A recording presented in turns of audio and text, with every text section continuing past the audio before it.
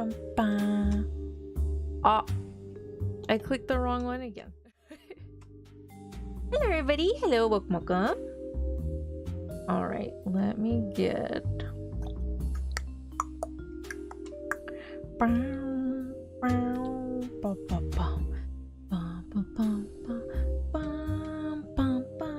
Hi, sweet Seki. Welcome. All right, I'm gonna put that down. There we go. Hi, everybody. Hi, hello. Yes, I'm a dinosaur. Rah, rah, rah, rah. All right, let me do the. Oh my gosh, the stream alert real quick. Okay. Hello, hi. All right, so for those that are new, that have not been here before when I've done these, basically all I am doing is. Oh my goodness. Oh gosh. Sorry, I ate something yesterday that was like not good for heartburn. That was like the opposite to help heartburn. I was like, that didn't go well. But what was I gonna say? Jesus. Alright, so basically all I do for these anime showcases is I will be going over the new anime season. And then once I'm done going over the new anime season, the one that's coming up, I will go over last season. Some of the shows are currently not finished. A few have finished, but most of them are not. They are ending next week. So I'm just kind of getting this out of the way so I can be mindful of episodes that might start as early as like next week or something. Okay, it looks like a lot of these are. Why are all these starting in May? There's like a few in May. I'm like, what? That's like a whole month away. Hi, Fei Long. Welcome. I'm running errands, but we'll try to tune in later. Okay. Have fun on your errands. Drive safe. Oh my goodness. And then I ate something else today that was so not good for heartburn, but it was very delicious. Hi, Cinnies. Welcome. What did I do? It was like a pulled pork. It was pulled pork on macaroni. It was a TV dinner thing, but I saw it and I was like, oh my gosh. Had a good day running errands. Had to go to 2 different places specifically because I was trying to look for something. Did not find it. Horchata specifically. They have it at Walmart, but they stopped carrying it at like the giant Walmart, so I had to go to the other Walmart. Found horchata. I was like, ah, yay! So I got 2 of those. And then I found my nightlight bulbs. For those that don't know, I'm afraid of the dark. I don't like the dark. So I have a nightlight. I'm like, ah, nightlight. Yay.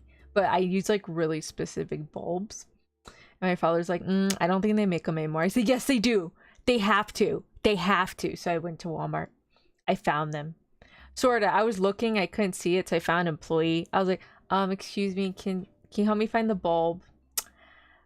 Your website says you have it. And he's like, oh, okay. So we're looking. He's looking up top and I see it. I had to like jump up and he's like, look, they're in the back. And he like hands me one, but it was like a whole like little box full, sort of. It was like 4 of them. And I looked at him. I was like, I need all of them. He's like, oh, okay. And I was like, thank you. And then I left. Anywhoosies, let's jump right into it. I just got my ears pierced. Oh, nice. That's cool. What kind of earrings did you get? Did you get cool earrings? Oh my god. Ah! Yeah, I could feel it too. Like halfway through I'm eating dinner and I'm like, okay, so. Oh no, I like cut off at the top here. That's okay. You guys can cover up my dino thing. All right, so.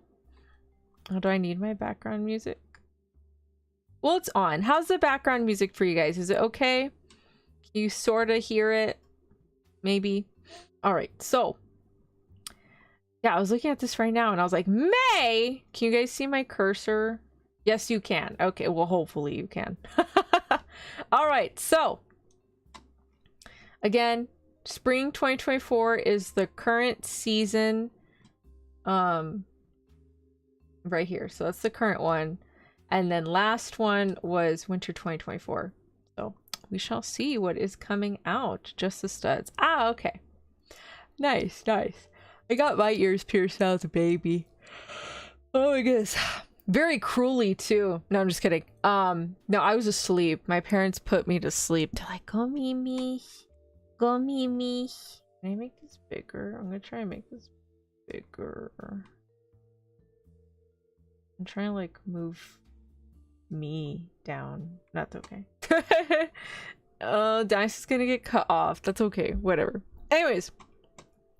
No, I was a baby. My parents made sure I was asleep, and then they're like, okay, do it. And they pierced my ears, and I woke up crying. My mom couldn't hold me anymore. She's like, that's it. I'm gonna cry. I can't do this. She hands me to my dad. She's like, here, hold her. And so, because my mom was crying. She's like, oh my God, she's in pain. My dad's like, oh, it's fine. It's her ears. So I got mine pierced when I was like a little baby. But yeah. Anyway, so. Oh my gosh, actually, I took Tums. Actually, I did, but it didn't help. Now her ears pierced as a baby too. Nice. Yeah, I like earrings. Earrings are nice. I don't generally wear rings or necklaces or bracelets, but earrings, I wear earrings. I really like earrings. And actually, this model doesn't have it, but I have an earring, a heart earring on the side where my rose is up here. So I actually do have a heart earring there. Anyways, okay, so. Alright, first one we have Konosuba, God's Blessing on This World, Season 3. I watched Season 1. It was absolutely hilarious. It's just pure comedy, yeah. Parody. So it's basically just like making fun of isekai tropes. But it's just, yeah. This guy right here, I forgot his name. He got isekai'd, and this is the goddess, and she's like, hey, you can take anything with you to the new world. He's like, I'm gonna take you with me. And she's like, what? And they're both kind of useless. They end up finding these two chicks. You'll figure that out later. Do you wear normal rings? Normal rings? No, I generally don't wear any rings or bracelets or necklaces. Sometimes necklaces, but I mainly do not wear rings or bracelets because I'm afraid I'm gonna lose them and or hit it on something and then I'll break them. And it's like, oh no. Alright, so if you're looking for Season 3, it is here. Did not watch Season 2. I've seen clips of it. It looks freaking hilarious. Base Kazuma. Kazuma. Oh yeah, that's his name. I was like, where his name is. His name's Kazuma, my bad. Hi, Ryu? Is that how you pronounce it? Hi, Ryu. Welcome, welcome. Please let me know if I mispronounce it and let me know how to pronounce it correctly. Alright, so this one comes out April 10th, which is like, what, in 2 weeks? Well, that's like, wow, I'm like way ahead. But like I said, a lot of the ones in winter 2024 are already ending. Just don't take it off. My ring? Oh, I have like mild OCD and like a slight germophobia. Okay, big time germophobia. So I wash my hands like constantly. So just having things not on my hands would help. All right. Demon Slayer, the Hashira arc. Ah! I'm excited. I am so excited. Except it comes out May 12th, which that's in like a month and a half. Why are you gonna come out so late? Man, I love Demon Slayer. I absolutely love Demon Slayer. That's like on my wish list of things to get is the full box set of Demon Slayer, which I have seen at stores. It's like $200, so I'm just like, nah, it's okay. I'll wait. All right. Tamagotchi Record Slave Season 3!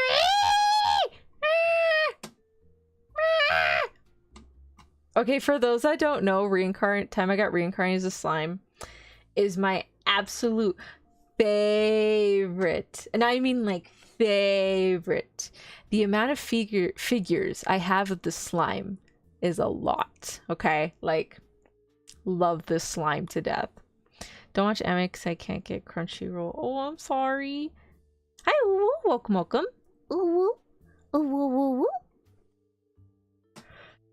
love. Anyways, what was I saying? Oh yeah, Cindy's. If you can't get Crunchyroll, do you have like any other streaming services? Because I know like Netflix and Hulu have like their own streaming services. Hi Ryan, welcome, welcome. Slimy Sky is back. Why now? Honestly, when I think season 2 is airing, I had tried to catch up with the manga. I know there's a light novel one too. I tried to catch up with the manga, and it seems it had already caught up to a certain amount.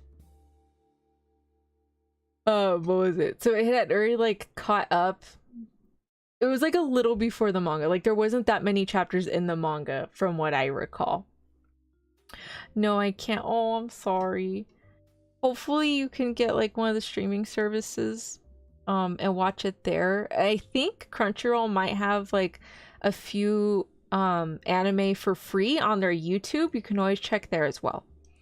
I don't know about these, but they might have it for free.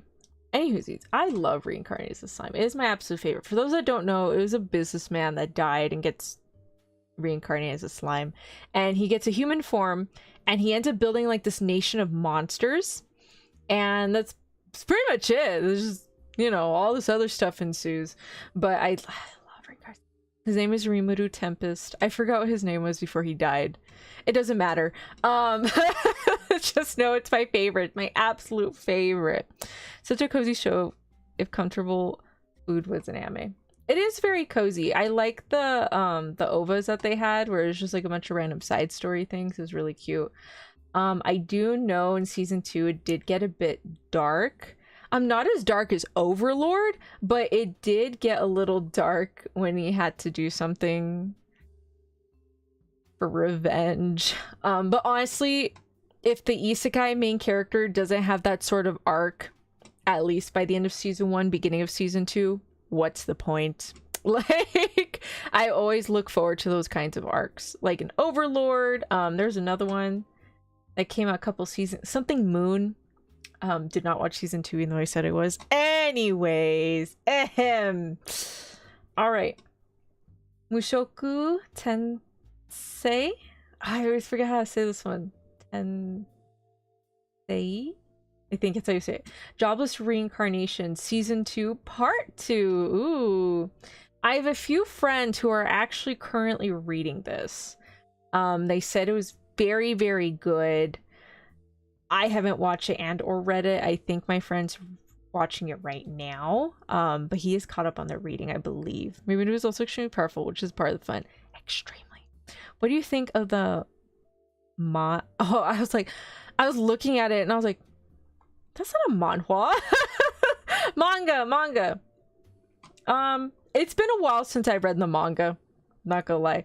Okay, don't get mad at me. I say it's my absolute favorite, but I haven't like sat down to actually analyze the light novel and the manga. And I had read the manga a long time ago, but now I don't have an excuse. I don't have an excuse to pick back up the manga and just refresh everything in my mind, because I actually do have oh god, I think I have volume 1 through 15. Oh my gosh, wait, what's it called? Hold on. Reincarnated as a Slime box set. 1, 2, 3, 4, 5. Is it 5 per? Okay, so I do have 1 through 15 of the manga, because I had gotten like a gift card gift, and there's a sale going on at Barnes & Noble, so I ended up buying I ended up buying the box set. So I have the first 3 box sets, so maybe this will encourage me to actually like sit down and catch up. But yeah. And then I didn't have the light novel for the longest time, but then I found them at a thrift store, volume 1 and 2, and I was like, oh, thank God, yay. You got 2.5k subs? I do, yes, thank you. What's this anime doing multiple part seasons these days? Dude, I don't know. I got really confused every time they do like season something part 2, 3, and 5. I was like, what the hell? What is going on? I've gone to share the overpowered isekai mangas. No, I kind of like them. Like there's, okay, I'll go over one that's from winter 2024. That MC is super overpowered, but is so insanely funny that it's good.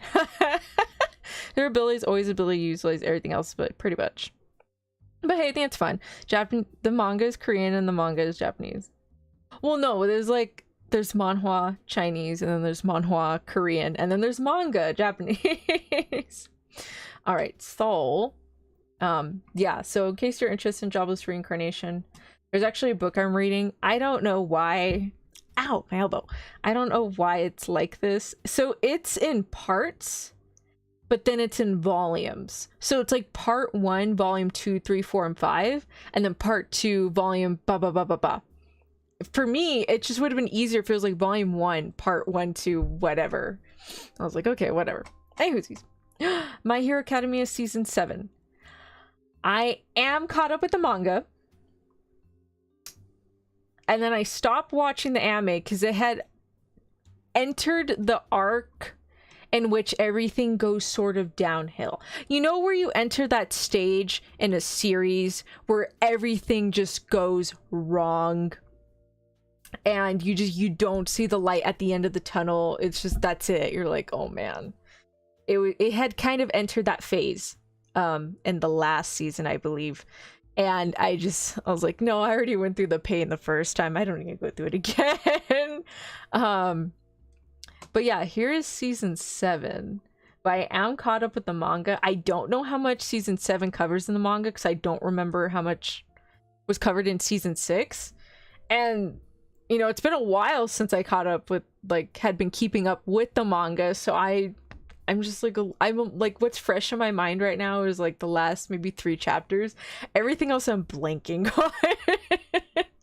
on. But yeah, My Hero Academia season 7. So for any of those that aren't reading the manga, season 7 is coming out. And I am really hoping we're getting to the end because there's a good friend of mine that I absolutely want her to watch My Hero. But she says, is it done? I said, no. She said, I'm not going to watch it. I'm like, fine. Fine, don't watch it then, damn it. I'm gonna make this a little bigger. Okay, there you go. Okay, Attack on Titan, the final season, part 4B. Oh geez.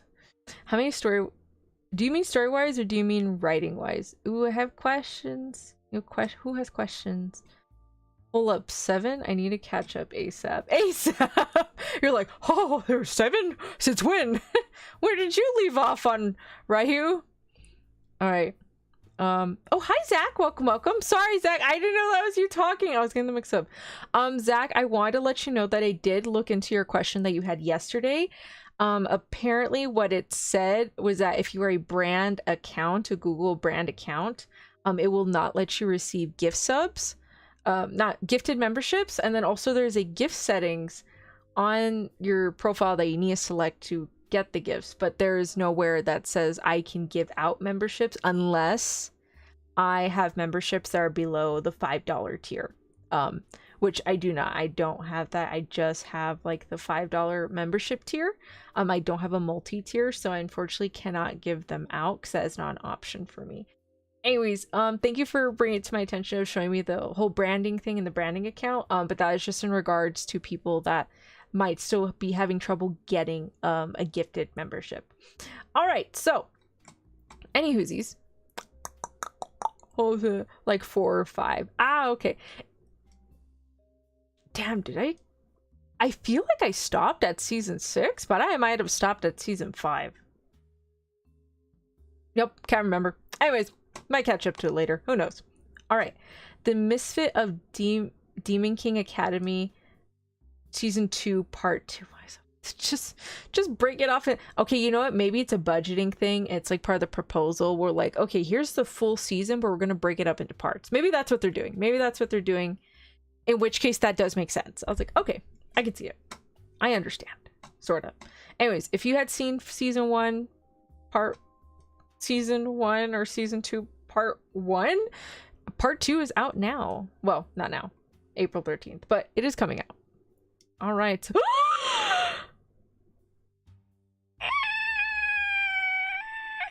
A reboot! Yay! Like the story was good. Oh, sorry, I didn't answer your question. Not the story. I meant like the writing was getting intense. Yes. Okay, sorry. So when I am referring to when you reach that point in the arc or the story where everything just goes downhill, I am referring to a descent into the abyss portion before you hit the climactic scene, and then it just kind of teeters out from there. So in the form of storytelling, you get to that point where everything's kind of steady, but then you hit the part where it's like, oh no, everything is going wrong. It just does not look bright for the good guys or the side that you're rooting for. Like, it's just dun dun dun. It's like that point where it keeps going down down down until you hit to that climactic scene, where things start to shape up, where you get to that ending in a sense. So when I am referring to something going downhill, I am referring to like the situation for our protagonist is not looking good. So that's what I meant. Sorry, my bad. Sorry, I didn't mean to. No, my hero's good. My hero's good. I recommend it. Like, I plan to get the box set in the future, so I like my hero. It was good. Hawks is my favorite, and Aizawa, in case you guys didn't know. Yes. Okay. Spice and Wolf. Which one of you liked Spice and Wolf? I think it was Fei Long or Whelp. I can't remember. One of y'all like Spice and Wolf. So you mean the suspense build-up part? Yeah, so it kind of hit that point where that's it. You're fighting the main villains now. You're in a full-on war, you know. All right, so Spice and Wolf, Merchant meets the Wise Wolf. Oh my god, I love Spice and Wolf! I remember when I had found the manga at like a library. It was super beat up. And what I would do is I would find manga at libraries, and if they didn't have the rest of it or they could not get it anytime soon, I would go to Barnes and Nobles and I would find the volume I was missing, and then I would read it at Barnes and Nobles, which is what I did for Spice and Wolf. Luckily, later on, I did find Spice and Wolf at a thrift store. I don't know if I have the whole manga or not, but I do have a good amount. I like my hero, but I do feel it's lost a bit of what it had in the beginning, and the writing is a bit cliche. It's just basic shonen superhero plot. I think at this point, if you're still keeping up with like certain anime and manga, it's either you're keeping up because of the story or because there's a character you love immensely and you want to keep reading for them. I know I was struggling to finish watching Ensemble Stars. I love the game, don't get me wrong. I absolutely love the game. It's a rhythm game. My favorite idol is Tori. And it was just really hard to watch it. Like, when Tori wasn't in an episode, I was like, I could care less what happens. If he wasn't in an episode, I was like, damn. But I did see clips that someone did of the English dub for the show, and I was like, this is hilarious. Let me finish this up. And so I did. Plan to rewatch it dub. Probably do a watch along just because the dub is really freaking hilarious. And I love the producer Anzu. She's like, okay, so for like some idol anime, you have like the female character where she's just very like manager, productive, very apologetic when things go wrong, you know, that earnest attitude. And Anzu sort of has that, but she also reacts like a normal person, which is really funny in situations where like something will happen. She's gonna be like, what the heck did what? Like, whoa. Or like, her reactions are just so genuine. It is hilarious. Like, my hair was really good at the beginning. You know, it's kind of Oh, I should think it. It's fine. Alright, so Spice and Wolf. This guy's the merchant. This is... I forgot. Is she... I forget if she's like a goddess or something. I can't recall. But he ends up finding this wolf. She's a wolf, that's for sure. And she ends up going with him. I remember when I tried watching the anime, I got so confused because they were trying to explain like the currency thing. And that just threw me in for a loop. And I was like, you know what? I don't think we're going to reiterate this later. So I'm just going to like zone out on the whole currency talk and then just continue. But yeah, Spice and Wolf is coming out again. Yay! I'm so glad. I'm very excited. I wonder if they're going to do the sequel too. I hope they do. That'd be exciting. I'm still waiting for the sequel, The Sacrificial Princess, because I didn't know. there's part 2. I'm a little tired of eating for tired of eating for anything to really happen. Oh, okay, I got you. All right, Date Alive 5. Ooh, interesting. Season 5 of Date Alive. I haven't watched it. I just know there's magical girls involved, I think. But if you like Date Alive, season 5's coming out. What did Kaiju number 8? Really? Wow. Okay, I actually have several volumes of this one. I haven't read it, nor do I know what the heck is going on. But from what I've seen, it looked pretty good. That is interesting. Okay, I might just watch the anime then. And then you know, yeah, I feel like they chose a boring cover though. Their manga covers look way better. I think they should have chose one of the monsters or something. Okay, Kaiju A. Okay, let me read I had never read the summary. I have the manga because I found it at thrift stores and I collected it, but I never actually read what it's about. Okay, grotesque Godzilla-like monsters called kaiju have been appearing around Japan for many years. To combat these beasts, an elite military unit known as the Defense Corps risks their lives daily to protect civilians. Once a creature is killed, sweepers working out of the Professional Kaiju Cleaner Corporation are left to dispose of its remains. Kafka Hibino, a 32-year-old man, is unsatisfied with the job as a sweeper. From a young age, he has aspired to join the Defense Corps and kill kaijus for a living. After a few failed attempts, however, he gave up on his dream, resigned himself to the mediocrity that provided a decent paycheck.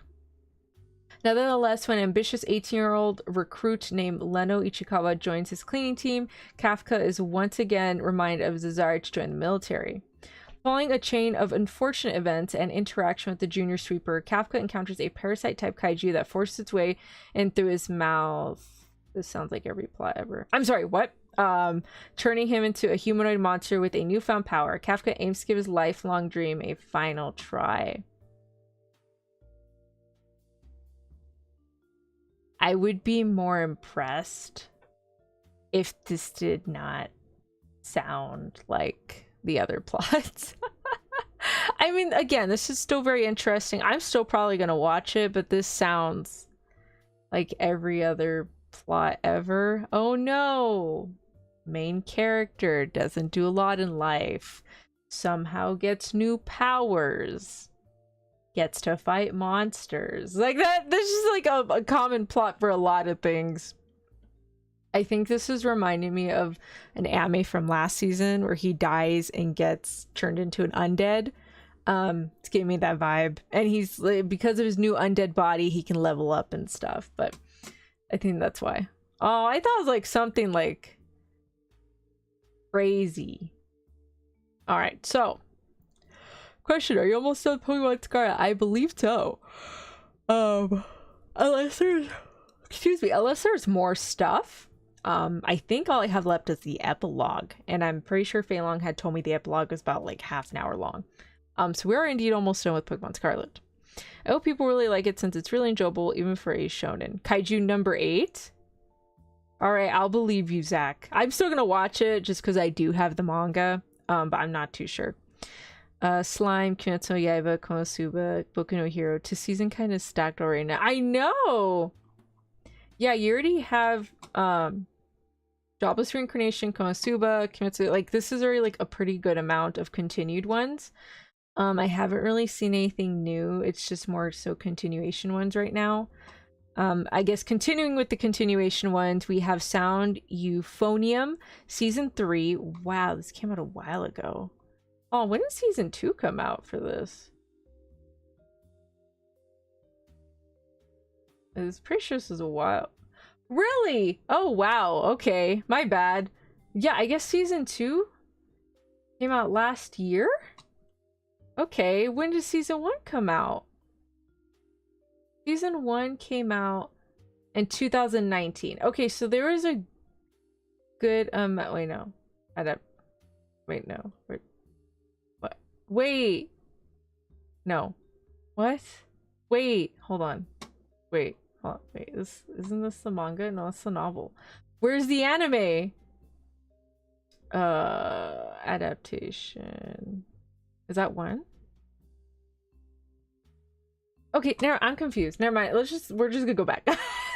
All I know is I remember seeing this in anime music videos like at least 10 years ago. So this is pretty long from my understanding. It's very shonen, but it has its charms and the bites are enjoyable. Oh, kaiju number 8? Is that what you mean? It was fun. I wish there was more. Well, I might. Oh my goodness. I might just get Violet later on. It's just gonna be the same thing, but we can probably replay it again with Violet, but we'll see. We'll see. Anywhoosie, so we have Sound Euphonium season 3. Very exciting. Have not seen this anime. I'm aware of it. I think they're a couple, or it's like there's good vibes between these two, I think, if I remember correctly. All right. Laid Back Camp season 3. Okay, I know a lot of people were really excited for Laid Back Camp. I love slice of life, don't get me wrong. It's just I get bored sometimes, so it just really depends on what kind of slice of life it is. So this is a slice of life anime. I know lots of people absolutely love it. It's very chill. It seems very good. I personally haven't seen it. I don't plan to watch it anytime soon. But if you were looking forward to it, it is back. April 4th. And this one's April 7th. Okay, what's this one? The Irregular at Magic High School. See, I had wanted to watch this. And then I think I saw somewhere on YouTube that like the brother and sister were like really into each other, and I was like, I'm just gonna skip it. It still isn't over? Apparently not. Season 3 came out. Again, this is one of the other older ones. Let me see. When did the first season come out? Oh dear. Okay, so the first season for this actually came out in 2014. So it's already 10 years old since season 1 came out. Season 2 had come out in 2020. And then now season 3 is 2024. And I do feel bad that sometimes it really does just take this long for certain anime to get a continuation season. And I feel bad because at this point, like, I'm sure lots of people are already like, oh, it's been like 4 years. Oh, it's been like 6 years, you know? So I don't know. I'm sure people might end up rewatching season 1 and 2. So if you were interested in it, feel free to rewatch season 1 and 2. So that you're prepared for season 3. But that's because of those big gaps between seasons. I know lots of people end up dropping stuff. I personally dropped a few anime. I know one very particular one I dropped was Attack on Titan. At that point, I had just given up, and it for me it took too long. I was like, I'm tired.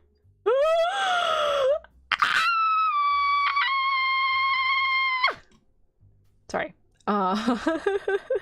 It's a harem one again where it just feels weird annoying since the guy doesn't even do anything special that earns his affection almost all the girls. Isn't that every harem anime though? Most of them are like that.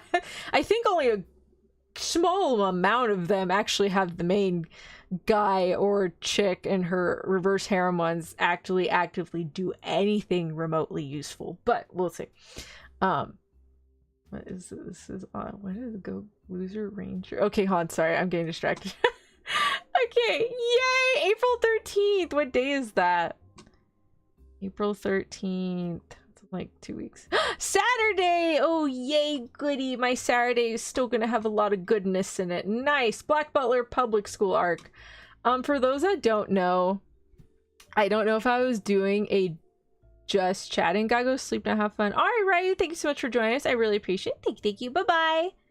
Screen Tusku, that is all back to driving. Okay. What was it? Okay, I can't remember if it was just chatting or not, but I was there kind of live 2 minutes after Crunchyroll uploaded the release trailer, hinted teaser trailer that Black Butler was continuing. I was freaking out so bad. Like, I think I was having trouble breathing. I was like, like I was freaking out a lot, you know, because I love Black Butler. It is really good. I would so recommend it for those that like mystery, supernatural stuff and just really hot guys. The person who made Black Butler is actually named Yana. I always get her last name mixed up. Toboso? Tobaso? I think it's Toboso. Yana Sensei. Yes, Yana Toboso. And actually, if y'all didn't know, I have this game I absolutely love playing. It's called Twisted Wonderland, and Yana actually oh man, I don't know who you are. I really thought there's this one voice actor that does like very laid back characters. I thought he was gonna get the role, but I guess not. It's okay. So Yana Toboso is currently working on this game right now with her team. So she's still updating the Black Butler manga, I think like once a month. But right now her and her team are currently working on the Twisted Wonderland Disney mobile game. And I love that game so much. Like Twisted Wonderland, Genshin Impact, Honkai Star Rail, are like my 3 absolutely favorite games. I love them so much. So, what was it? Just now, I do recommend this if you like a good mystery, Victorian era, a bunch of very eccentric and very good-natured and very badass characters are in Black Butler. I will warn you though, it does get a bit dark considering what happened to him and his family. And then just the nature of the work he has to deal with in regards to criminal work. That so basically he's the Queen's guard dog, like the monarch of England, the UK, you know. So if any evil bad shit stuff is going down in the underworld, he's in charge of pretty much taking care of that. Again, if you like good mystery on, if you liked Moriarty the Patriot, you'd probably like this one. Just letting you know, it does get pretty dark. But yeah, it's very good. I am so excited. I've been waiting for the public school arc for the longest freaking time. Oh my god. When was the last time? I think the last time that came out was Book of Murder. Oh no, Book of the Atlantic. I'm sorry. So this actually came out, I think 2016 or 17. 17, yeah. Oh man, so good. So good. Okay, sorry. I was just freaking out. Let's see, where they also are committed to single character, which I prefer.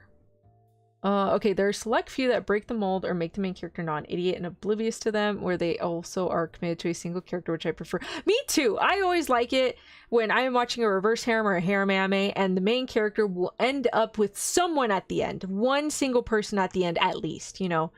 And it's always nice if they end up with the one you like, but, you know. We all can't win. Anyways, I've only seen a harem webcomic end well, where every girl moves on and finds someone else. It was a perfect ending to one of those. Oh, that's nice. So sweet, so sweet. Oh, get good. All right. I can almost get her. Yay. Oh, Lena? Yes, you will be able to summon Lena in about 20 cookies. All right, so yeah, I love Black Butler. What is this? I was like, why is all these people in bodysuits? Why does this character remind me of the grape guy from My Hero? 13 years ago, the nefarious monster army invaded Earth, but humanity's great protectors, the Dragon Keepers, defeated them in a single year. Every Sunday since, the monsters have been forced to act out humiliating defeat after defeat in front of the unsuspecting public. Determined to change this, a single monster, D, infiltrated the Ranger Force. With the help of the mysterious Ranger Yumeko Suzuki, D managed to seize one of the divine artifacts, the only weapon capable of permanently killing the monster's immortal bodies. However, D's subsequent encounter with the Dragon Keepers led to his unfortunate end. So who will stop them now? Interesting. Is that D? Is that D? I can't tell. This looks interesting, but I don't think it's interesting enough for me to like watch it. I'm not too sure. I also forgot there is a star point system that I do for myself. Let me write it down. Okay, so basically 3 stars. I will watch it. 2 stars. Watch. I will watch at least episode 1. And then 1 star is maybe I will watch it. Very solid maybe. Maybe I will watch it. Alright, so that is my start point system. I forgot about that. It's been so long since I've had to actually like take notes and write down my start point system. I haven't had to do that in a while now. I just kind of pick what I can. Alright, so what that means is if I say it has 3 stars or more, I'm gonna watch that anime for sure, hands down. If it's 2 stars, I'm gonna watch like first like 1 or 2 episodes. And if it does not, I don't give it the 3 episode rule. If you don't get me by episode 1 or 2, I'm just not gonna watch it. There's way too many anime. As a seasonal watcher, I have too much anime to watch. If I don't get hooked on episode 1, I'm not gonna watch it. Of course, TikTok has kind of helped showcase other scenes within an episode, in which case, okay, yeah, let me dive into it. Let me start it so I can get to that point in that scene that I saw. Very rarely does that happen though. 1 star just means like, it's interesting, but I don't know if I'm gonna watch it. That's like, if I have nothing better to do for the next 20 minutes, I might watch it, you know. But yeah, okay, so this one's 10 stars, gonna watch it. This one's also 10 stars, gonna watch it. I'm not watching this one because I haven't even seen season 2. I'm not watching this one either. I need to catch up with this one. Also have not watched the other season, so I'm not watching this one. This one's 4 stars, for sure gonna watch Spice and Wolf. I love Spice and Wolf. Not keeping up with this. This one I'm gonna give 2 stars just because I have seen the manga and the cover looks really good. But I don't know if it's gonna hook me enough. So I'm gonna give it 2 stars. I'm gonna give it a shot and we're gonna see how it goes. This one I'm also not watching, or this one or this one. I am not keeping up with these. This one's 20,000 stars. I am watching this one. No questions asked. I'm gonna give this one 1 star. Might watch episode 1. If I'm hooked, I'm hooked. Alright. Yori Asanagi is a mature girl in many ways, but is still pure when it comes to romance. The sentiment is proven when underclassman Himari Kino suddenly confesses love to her after her band performance at the freshman opening ceremony. She's got a guitar. Confused and surprised, Yori asks her friends for consultation, but they tease her by saying that she's experiencing love. Yori soon makes up her mind and tries to return Himari's feelings, but in a twist of events, she realizes that Himari loved was not her, but her music. Oops. As Yori decides to pursue her love for Himari, she promises to make Himari fall for her. However, will this passionate love bloom or remain unrequited? I think it's unrequited. That is so cute. Whisper me a love song. Aww. Alright, 3 stars. I'm gonna watch it. This is cute. This is really cute. Aww. Get cute, get cute. Let's see. And the art style looks really pretty too. Alright, what is this? Unnamed memory. My wish as a champion is for you to descend the tower and be my wife. Climbing a deadly tower, Oscar seeks power of its master, the Witch of the Ozzer Moon. He hopes her incredible magic can break a curse, and that will kill any woman he takes for a wife. What the fuck? What? Wait, hold on, wait. Okay. He hopes her incredible can break a curse that will kill anyone. Okay, so if he takes someone in as a wife, they just die. Bubba missing? Yes, Bubba is busy today. He had messaged me, let me know he will not be coming today. But he didn't tell me why or anything. But yeah, he won't be coming in today. Alright, so I wonder who cursed him. Somebody in love with him, I guess. When the prince see how beautiful Tinasha is, though he has a better idea, since she's surely strong enough to survive his curse, she should just marry him instead. Tinasha isn't keen on the idea, but agrees to live with Oscar in the royal castle for a year while researching the spell placed on the prince. The witch's beautiful face hides several lifetimes of dark secrets, however, secrets that begin to resurface. This sounds like a manhwa. I want to read this. I mean, I want to watch it and read it. Okay. This one's 4 stars. The art style looks really interesting. Let me see the face. Oh yeah, so the art style looks really clean. Ooh, pretty. And this seems like a very interesting plot. He's like, oh my god, you're not dying, you should be my wife. And she's like, no, I will help you figure out how to break it, but I ain't gonna be your wife. She's like, goodbye. All right, so definitely 4 stars for that. I'm gonna watch that. Seems really good. Windbreaker. Ooh, this gives me like Tokyo Revengers, but they're green vibe. Haruka Sakura wants nothing to do with weaklings. He's only interested in the strongest of the strong. He's just started Fuden High School, a school of degenerates known only for their brawling strength. Strength they used to protect their town from anyone who wishes it wishes it ill. But Haruka's not interested in being a hero or being part of any sort of team. He just wants to fight his way to the top. Okay, cool fighting anime. Nice. Probably not gonna watch it unless it's a comedy. Like Buchigiri. I don't even know what I want to say about that one. Hi Antonia, hi chat, hi Max, welcome. How are you? All right, a condition called love. Ooh, get cute. Hotaru Hinase is a first-year high school student who treasures her family and friends above all else. Unable to understand romance, she decides she will be content living without the experience of falling in love. While Hotaru is spending time at a cafe with her close friend, she witnesses a relentless breakup of a handsome honor student, Hananoi. Encountering him sitting alone in the snow on her way home, she extends her umbrella to him in a gesture of kindness. The very next day, Hananoi appears in Hotaru's classroom, asking her to be his girlfriend. What the heck? Be like, dude, I just gave you an umbrella. It's snowing right now. So you got a hoodie? Oh, well, I can just reattach it. I can take it on or off. Hi. But, yeah, I do have a hoodie. Hello, hi. Dinosaur. Rawr. Looking good, thank you. I said, I'm a dinosaur now. Rawr. Let me just... Alright, so... It's chopping off a little up here, but that's fine. It's fine. Alright, so... Okay, so...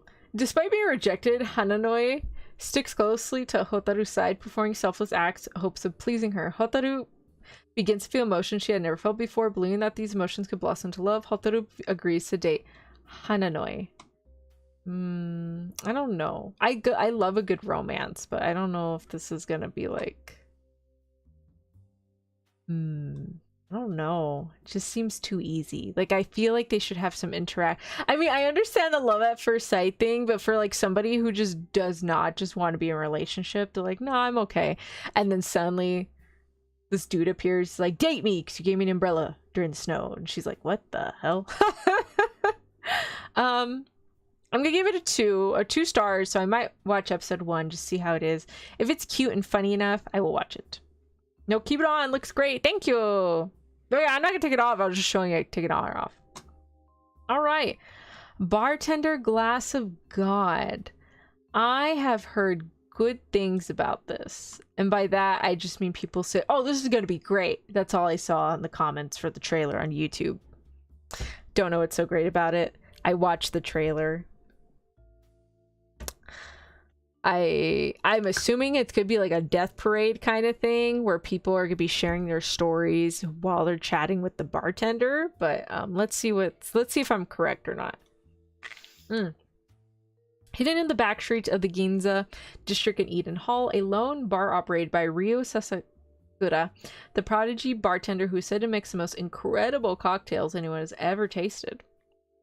However, not just anyone can find Eden Hall, rather, it is Eden Hall that must find you. Customers of varying backgrounds, each plagued with their own troubles, wander into this bar.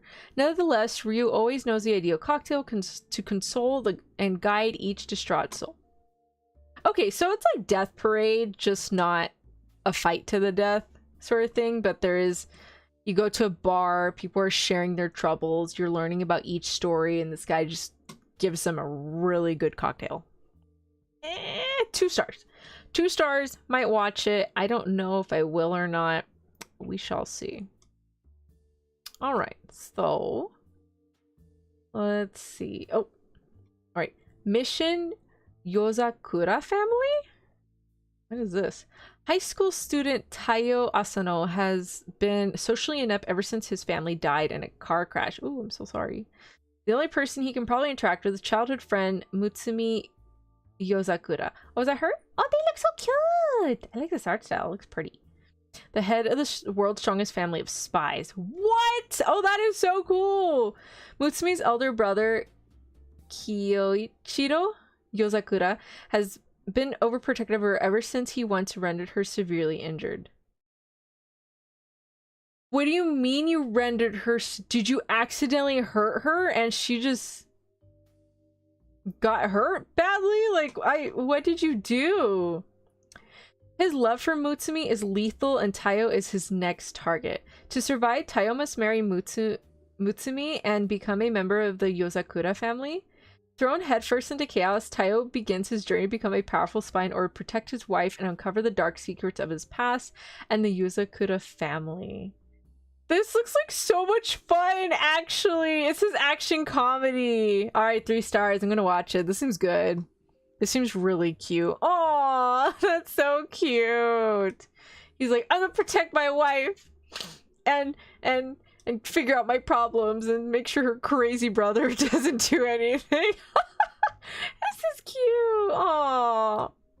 April 7th. Interesting. 3 stars. I'm gonna watch this one. All right.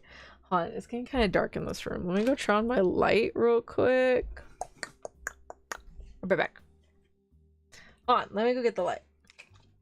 You can't trust a bartender. I don't know. Some of the ones I've seen anime seem pretty trustworthy. Until they pull a gun on you and you're like, oh crap. Sorry to any bartender. Okay, I'll be back.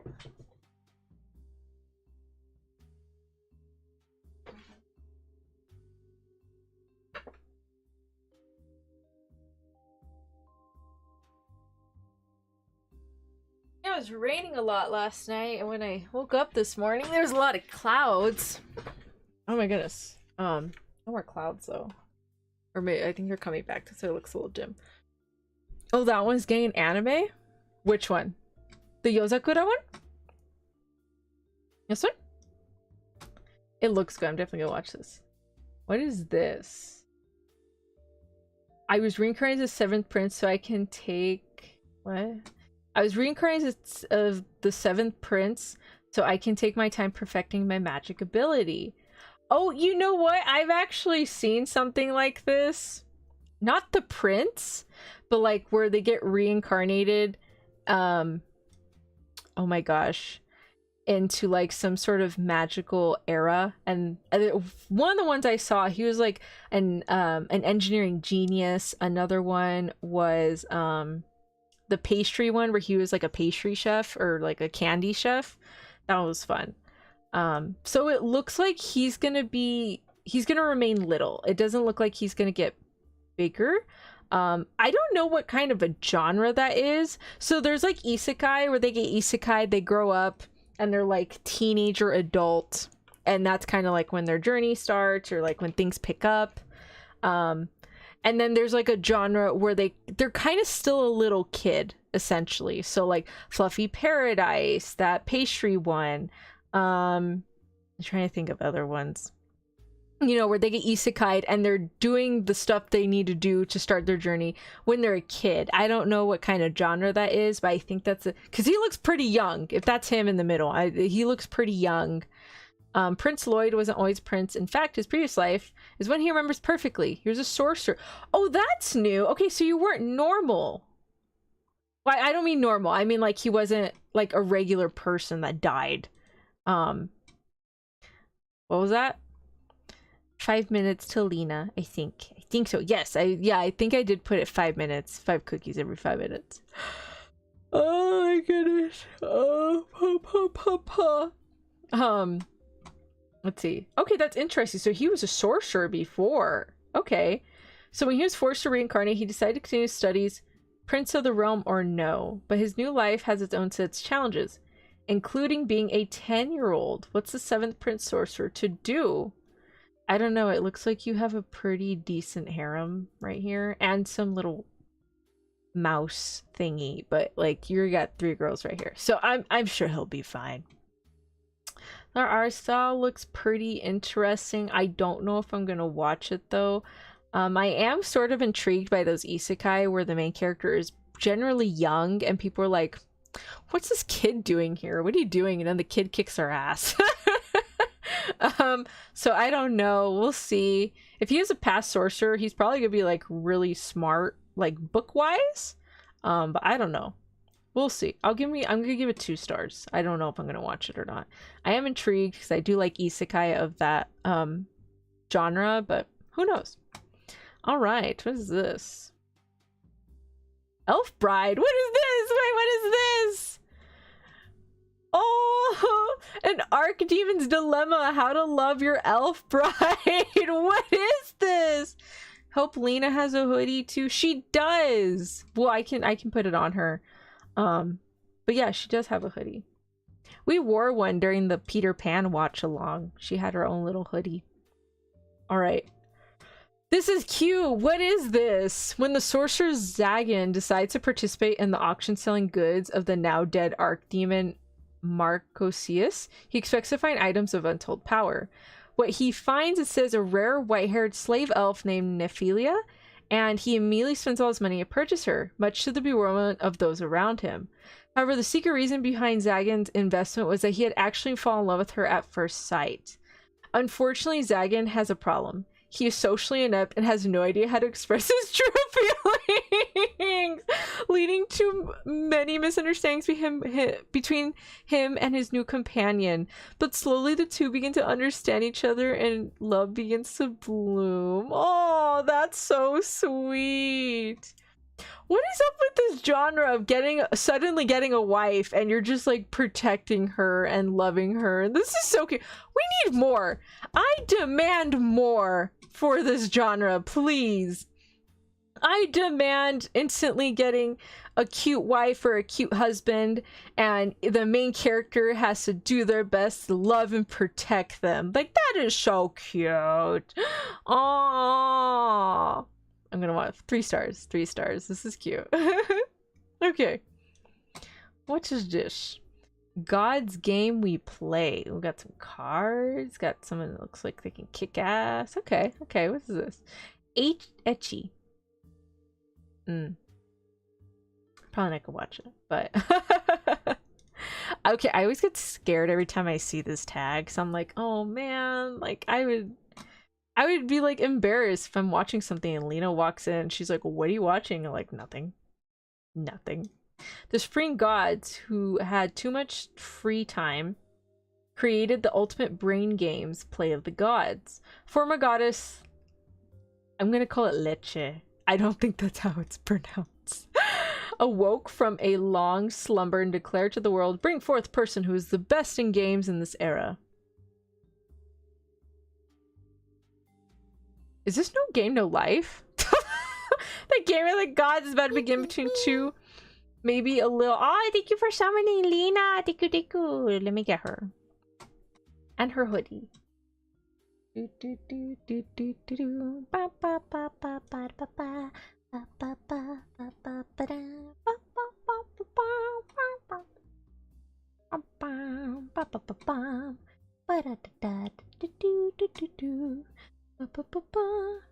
her hoodie?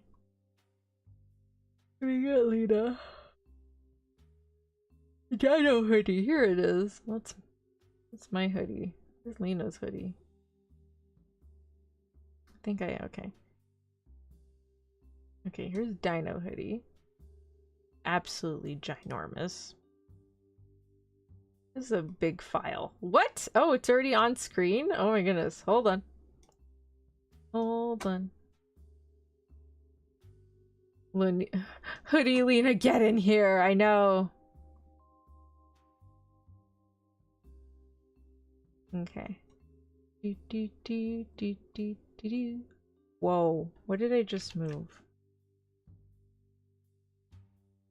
I don't know what I moved. I moved something. My bad.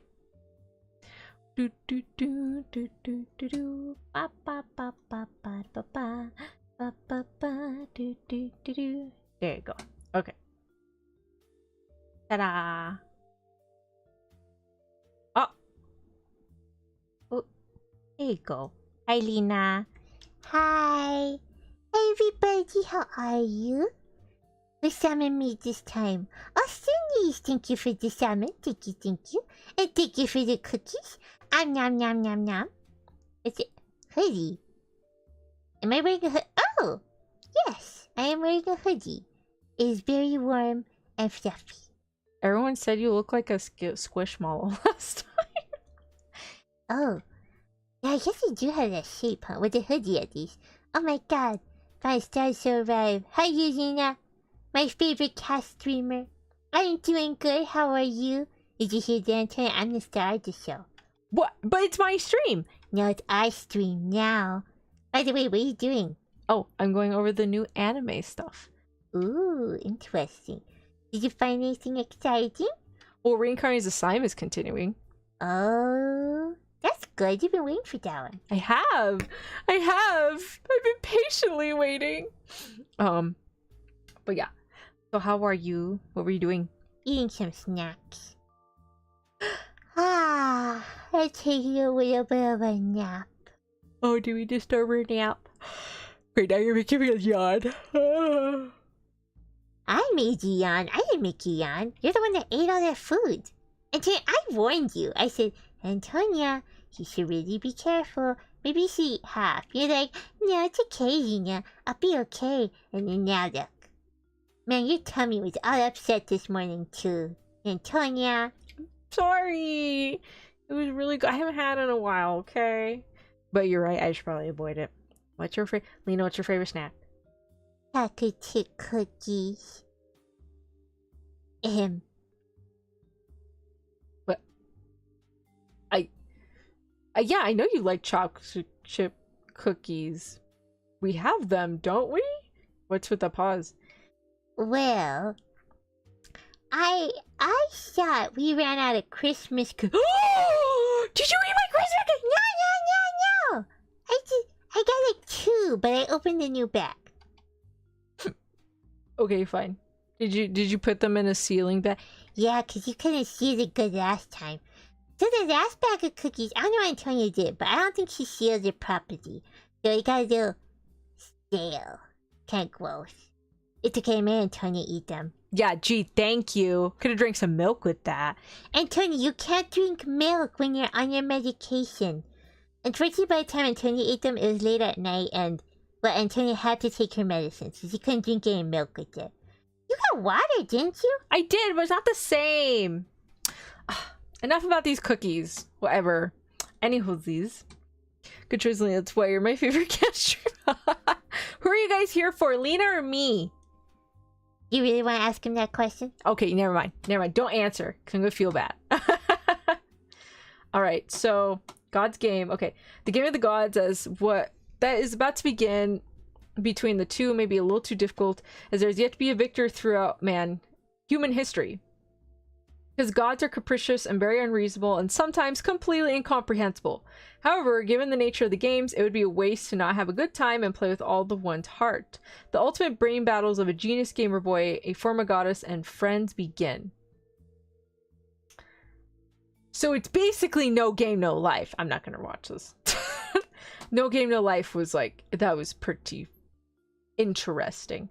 Yes, there is like some weird quirky twerks with the siblings, but like I had fun watching the show and I was laughing most of the time. I think my favorite part about No Game, No Life was when they had to play like this little shooting game, and it was like a panty game or something. You'd shoot it and you'd claim their panties, something like that. I can't remember.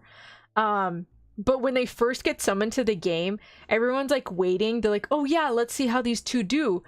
And the brother and the sister, like the two main characters, they immediately start going into a full-blown panic attack. Like, they're just like, you know, they're shaking in fear on top of the vehicle they spawned on, and they were just like, oh my god, it's the real world. And they were shut-ins. Like, they were absolutely terrified.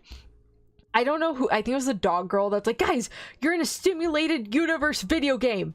And they're like, oh, we're in a, this isn't the real world. They're like, no, you're fine. And they're like, oh, okay, great. So then they got back up and they started playing their game. But yeah, it was that was my favorite part. It was like, oh yeah, we're gonna go kick butt. And then they get there and they're like, ah! It was really funny. All right. I've seen this trailer. This looks so cute. Grandpa and Grandma turn young again. Shozo and Ine Saito have been happily married for as long as they can remember. Even in their old age with wrinkles and cracking limbs, my bad. The strength of this love is evident by their precious bond. And then randomly one day they wake up and they find they are young again. Despite their newfound youth and attractive bodies, Shozo and Ine remain the same as ever. Jisan Basan Wakagaru follows the young old couple as they go about their daily lives, spend time with family, and define the expectations of the youngsters. Oh, yeah, I saw this trailer. It looked really funny. I had to find out this way 100%. Oh, ay. I was like, 100% what? I thought you were agreeing with me that's no game, no life. Oh, but you may. You like Lena. Sorry, Tonya, Lena wins the battle. What? It's okay. I can leave right now. I will leave the stream right now. Y'all could continue with Lena. Well, wait, don't leave me. I don't watch anime. I don't know how half this stuff is. It's just anime characters doing weird stuff. That's all this is to me. Alright, fine. I will stay. I will finish the showcase, I suppose. Alright, this one's definitely 4 stars. I did want to watch it. It looks really funny. I so want to watch The Duke of Death and His Maid. I want to watch it so bad, but I just could not handle the 3D animation. Like, oh my god. It was painful to watch. I just could not do it. I tried and just was not working. I was like, we're not doing that today. No, thank you. But yeah, season 3. Apparently lots of people got through the animation, so good for them. Okay. What is the oh, Fox Girl! Oh, she's so cute. Chilling in another world with level 2 super cheat powers. Ooh. The magical kingdom of Clyrode summons hundreds of heroes from other worlds every year to fight in their war against the Dark One and his army of powerful demons. I feel like that is cheating. What if the heroes are needed in their other world? You just yoink them out and be like, okay, let's go. Go fight. And it's like, what? Okay. Banaza is one of these heroes summoned from the royal capital, Paluma, but something's not right. Banaza is only an average merchant. He has no magic, no fighting ability, and his stats are abysmal. Worse, a mishap leaves him unable to return home. Damn. Rejected as a hero and stranded in another world, abandoned to the far fetches of the kingdom by a cruel king who just wants him gone. But oh, this is like super standard. Banaza's fate looks pretty bleak. But what will happen once the failed candidate finds himself with super cheat powers once he hits level 2? Ooh, interesting. Okay, 2 stars just to give it a shot, but I'm only giving it 2 stars of me trying to watch it because she looks absolutely adorable. She looks so cute. Is she the main love interest? I want them to be together. That would be really nice. Also, I hope he has a very likable personality.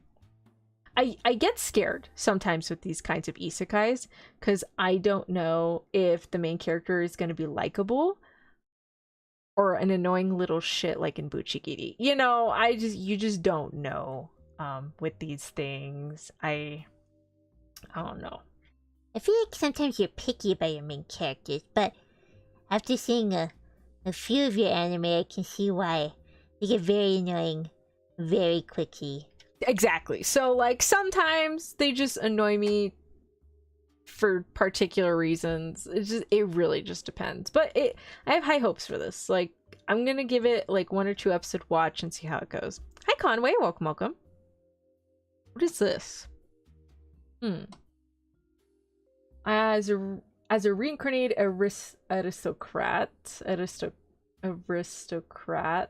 I'll use my appraisal skill to rise in the world. Who is this? Oh, okay. Oh, is it another young kid one? Oh, it is another young kid one. Okay. Alright, another protagonist who's on the younger side. An ordinary salaryman dies one day and is reborn as Ars Lovent, the son of a noble. Although he's untalented in magic or swordplay, he does have one skill that no one else possesses. Appraisal. Using his ability, Ars can determine a person's current strength, how much potential they hold, and where their talent rests. Oops. Oh, okay. This skill is especially useful in the present situation of the country. The government is corrupt, revolts occur more often than not, and nobles far and wide are strengthening their fortification in preparation for an all-out war. Ooh, a civil war, okay. With this in mind, Arsh realizes he too must prepare by gathering talented people. A persecuted foreigner, unparalleled with sword, a slave with an unknown talent for magic, a timid boy with an unquenchable thirst for knowledge. Such talents lend Ars their support as he aims to create the most powerful territory. Okay. Another one where the main character gets isekai'd and he starts his journey pretty young.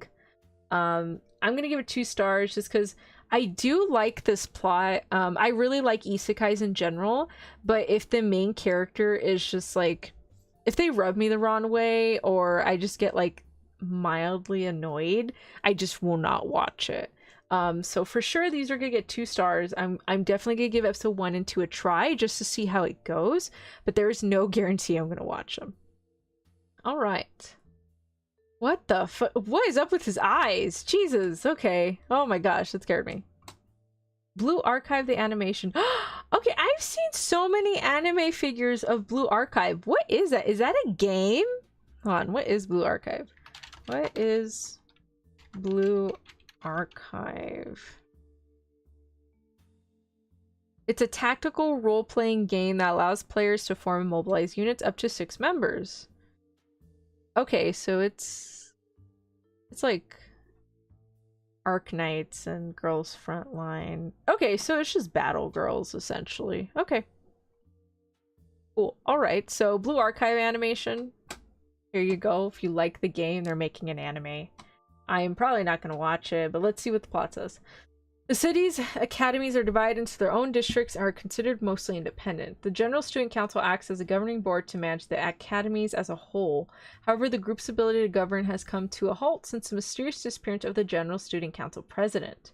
Countless issues have begun to surge throughout Kibotos in absence of the president's leadership. To avoid disaster, General Student Council requests assistance from the Federal Investigation Club, otherwise known as SCAL?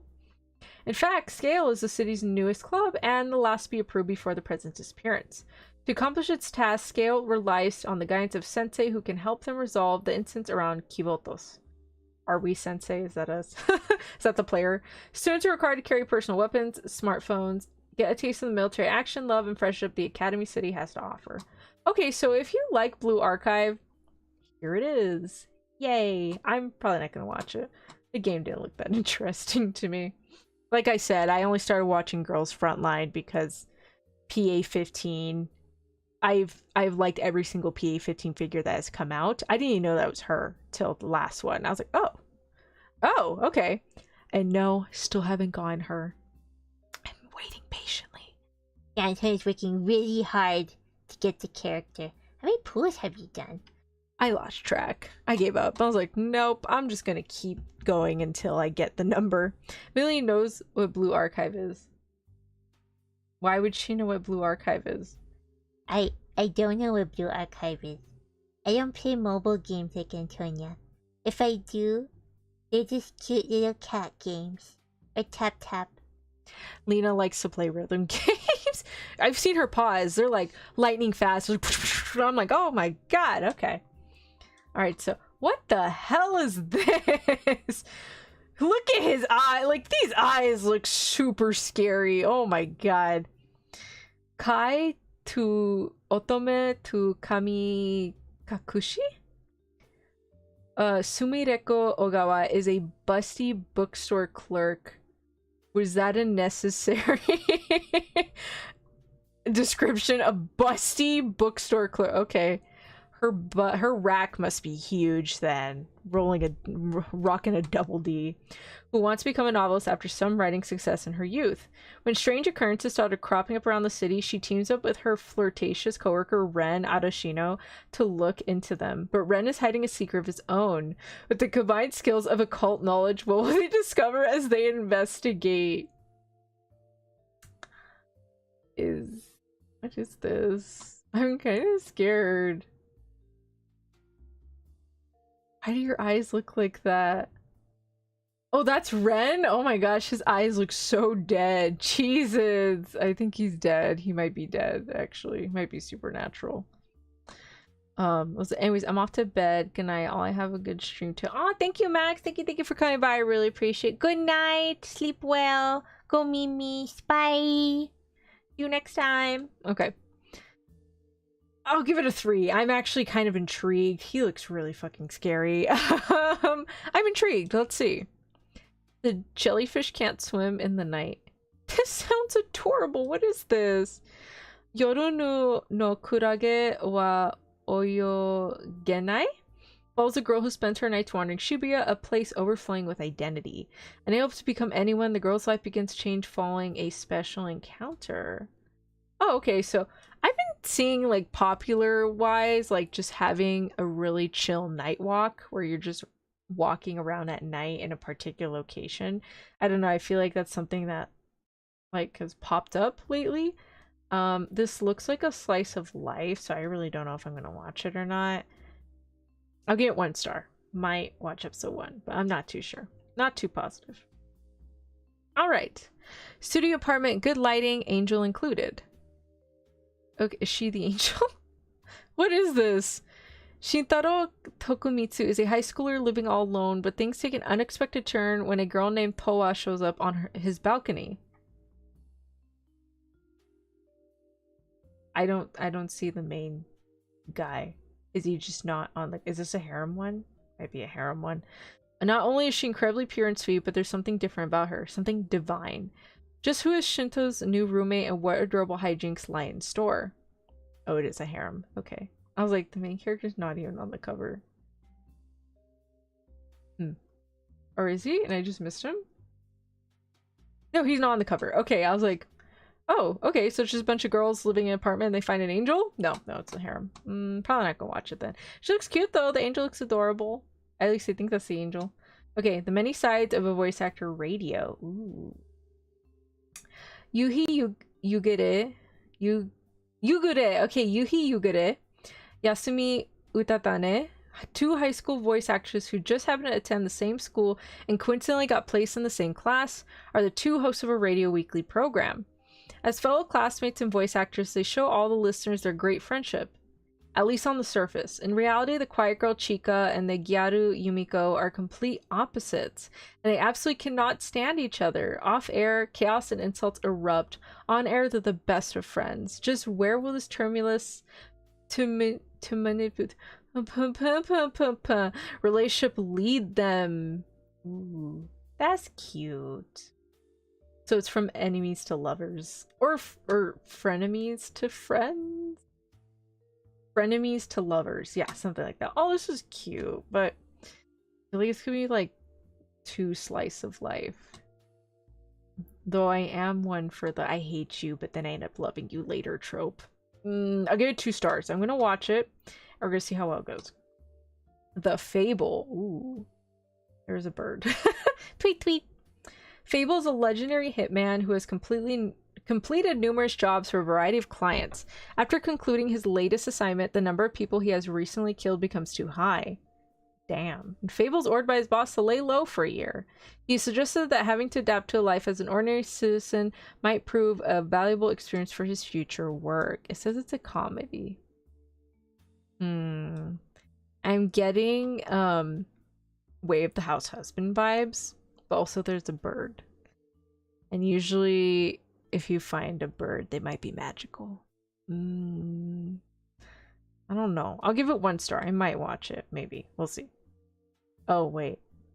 Oh, there's more. Oops. Fable is to be accompanied by the woman who acts as his driver, and the two will assume new identities as siblings. However, their boss warns that they will both face the death punishment if Fable kills anyone during his off time. He's a hitman, though. What if he does it on accident? Like, I feel like that would be unavoidable. Thus begins Akira and Yoko Sato's joint one-year sabbatical from the underworld. Interesting. Okay. Re-monster. What is this? Tomokui Kanata has been reincarnated in the weakless goblin called Goburo after having undergone unfortunate death. However, Goburo has retained his previous life's memories and unusual evolution, as well as becoming strong enough to gain status boost from eating. Ooh. In this alternate world of survival of the fittest, events unfold the competent subordinates and comrades, the delightful case of the tail wagging dog. Wait, what? I'm kind of confused. Are these just like his friends that he chills with? That's interesting. Getting reincarnated as a goblin. Not a goblin. Yeah, a goblin. Is this him? I thought he was gonna be like a tiny goblin, but he seems like he'd be pretty. He's sitting right here. He's already like halfway. Imagine if he's standing. I don't know. I'll give it 2 stars. I don't know if I'm gonna watch it per se. I'll give it a chance. But no, 1 star, because I really don't know. There's already like a bunch of other isekai I'm kind of planning to watch. Oh, this looks like a harem one. I'm a reverse harem. Mito Yanamoto is a beautiful man, so much so that women swarm the restaurants he works at daily. When the restaurant owner decides that he has had enough, he fires Mito, leaving him unemployed with no place to call home. Soon after, Mito happens upon a cafe and receives a cut on the hand from broken glass. A strange man named Ruka Saotome takes Mito aside to presumably tend to his injury, but instead he licks away Mito's blood. What the fudge? Remarking that it tastes disgusting before asking Mito to leave. What an asshole! It just sounds like he's being picky with his blood. He is. Sounds like a picky vampire. It doesn't stay a goblin for long. Oh, he doesn't? Oh, interesting. Oh god, not re-monster. Why? It's like the slime one, but it gets very etchy. What?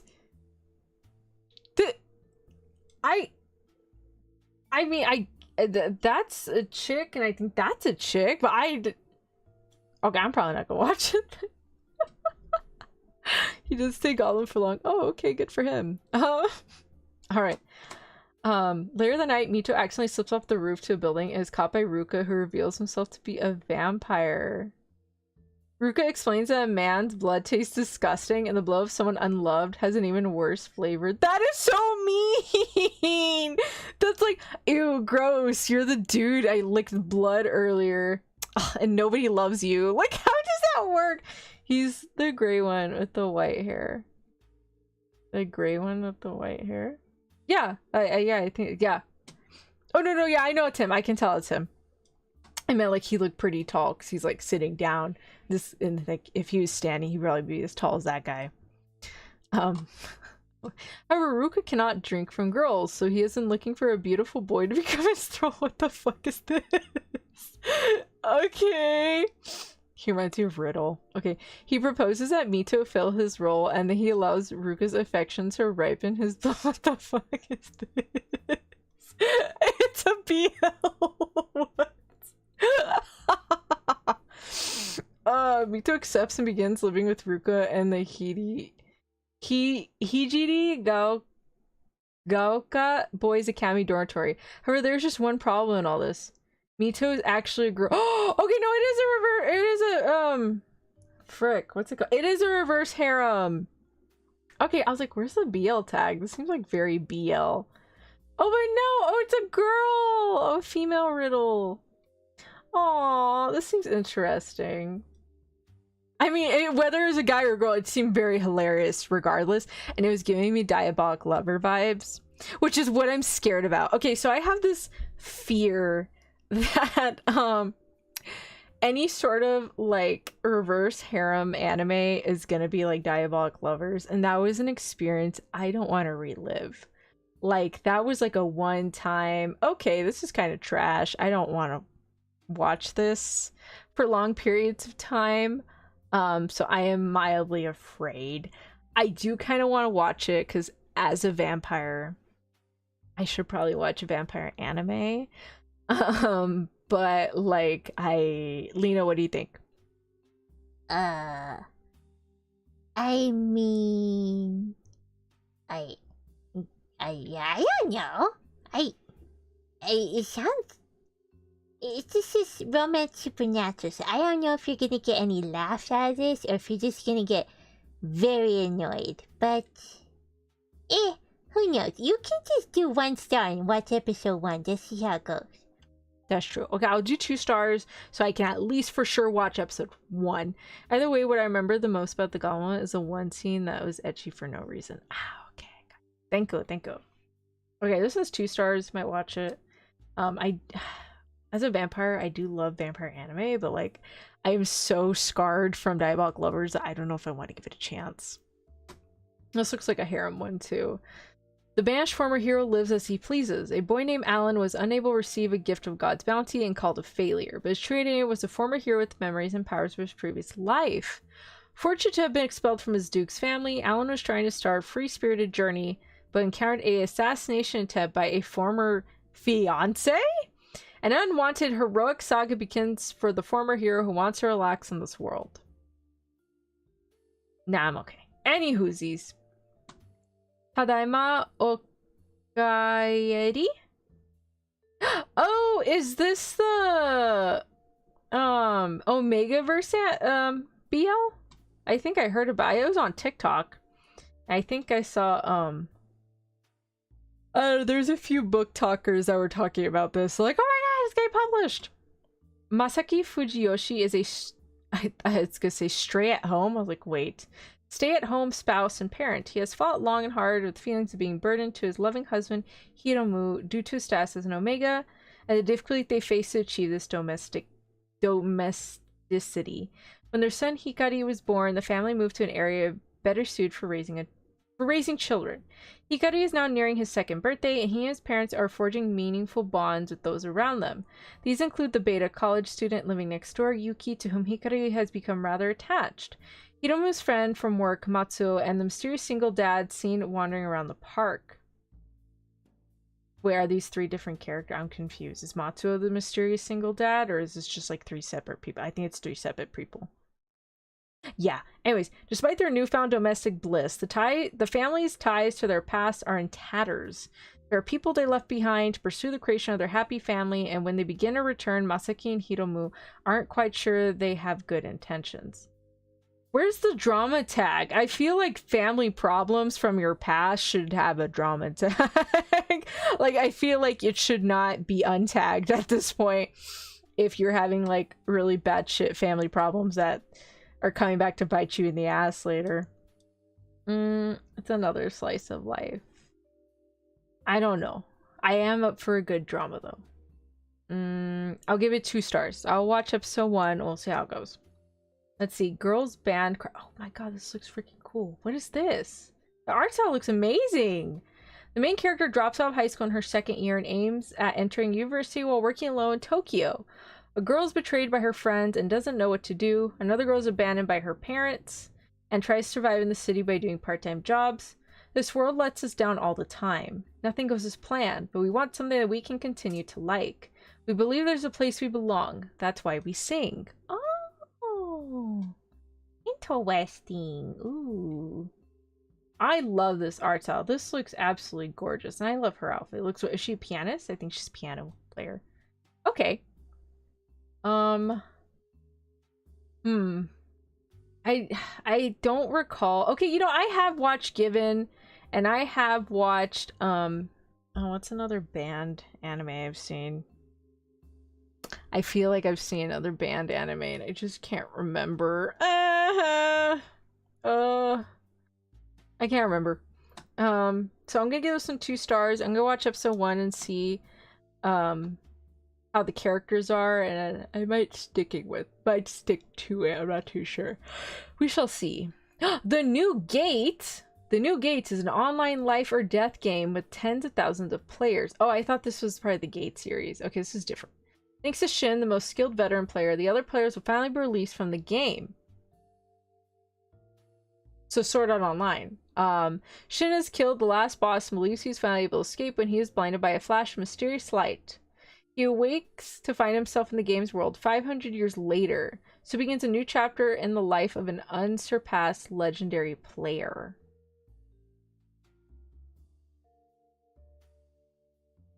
Oh, turns out it's a harem manga too. Which one? Girls Band? What is Girls Band is a harem manga? Girls Band or New Gate? You need to specify. Let's see. This sounds like every other video game isekai ever. I'm gonna give it 2 stars. I'll watch an episode. We'll see how it goes. Alright, so... Ooh, you look pretty. Okay. I'm talking about Remonster. Oh, okay. Interesting, interesting. Oh, it's trash. Okay, thank you for making my 1-star decision easier. Henjin no salad bowl. I'm sorry, what? Sosuke Kaburaya? A impoverished detective meets Seta, a princess from another world with magical powers. They start living together and Seta quickly adjusts her life to modern Japan. Comedy seems like another slice of life. 1 star, because I don't know. Sounds basic. Like, it's like, oh, you suddenly get this cute kawaii anime girl and she lives with you.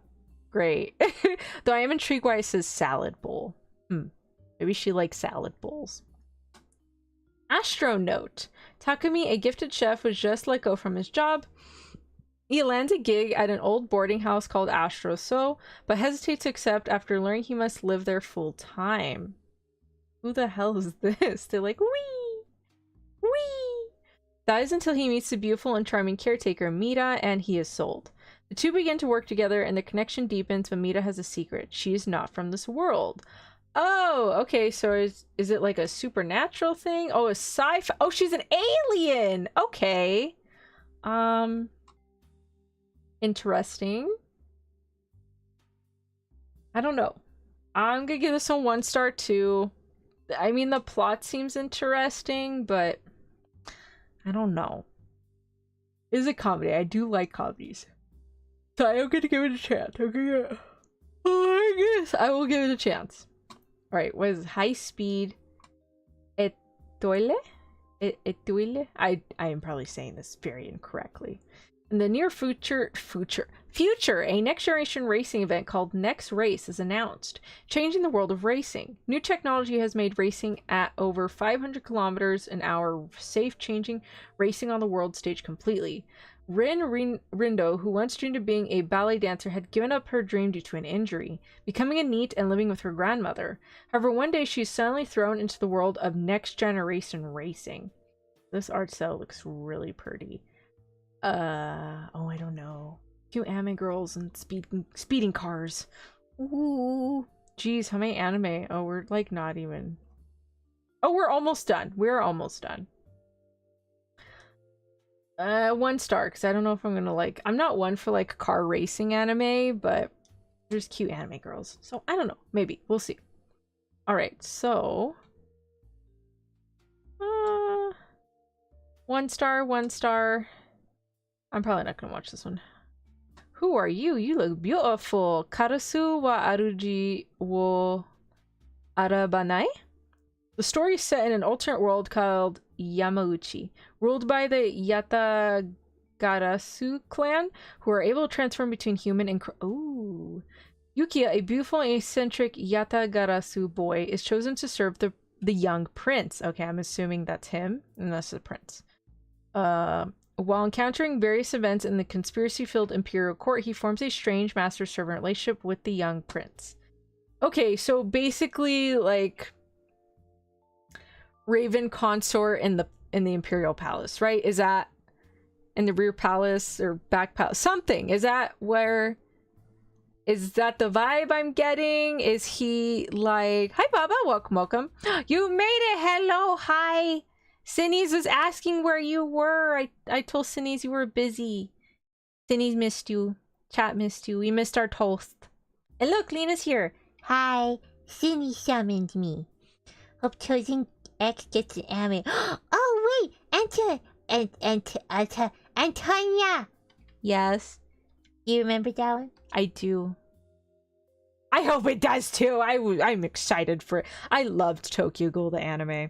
I still haven't read Re. I'm wanting to collect it, but Chojin X looked really good. I was like, ooh, yeah. I remember when I had walked into my classroom for when I was taking my courses at my university, I saw someone reading manga.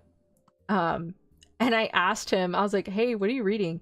He's like, it's called Chojin X. And I was like, oh, I haven't heard that. He's like, it's by the creator of Tokyo Ghoul. And I'm like, oh, what? It is? You crazy. And so I started reading it, but like I think it had just came out, so I only read like chapter 1, and then I hadn't continued since then. But that would be so cool if they got an anime. I hope and pray it will not be as bad as Tokyo Ghoul season 1. That was atrocious. Yeah, fan kidnapped me, took day off and everything, got stuck in traffic for hours, finally made it home. I'm so sorry you were stuck in traffic. I'm glad you had fun though. I hope you had fun with your family. Okay, this one's 4 stars, just because I am actually, hold on, wait. Did they get who I hope they got? Oh, they didn't.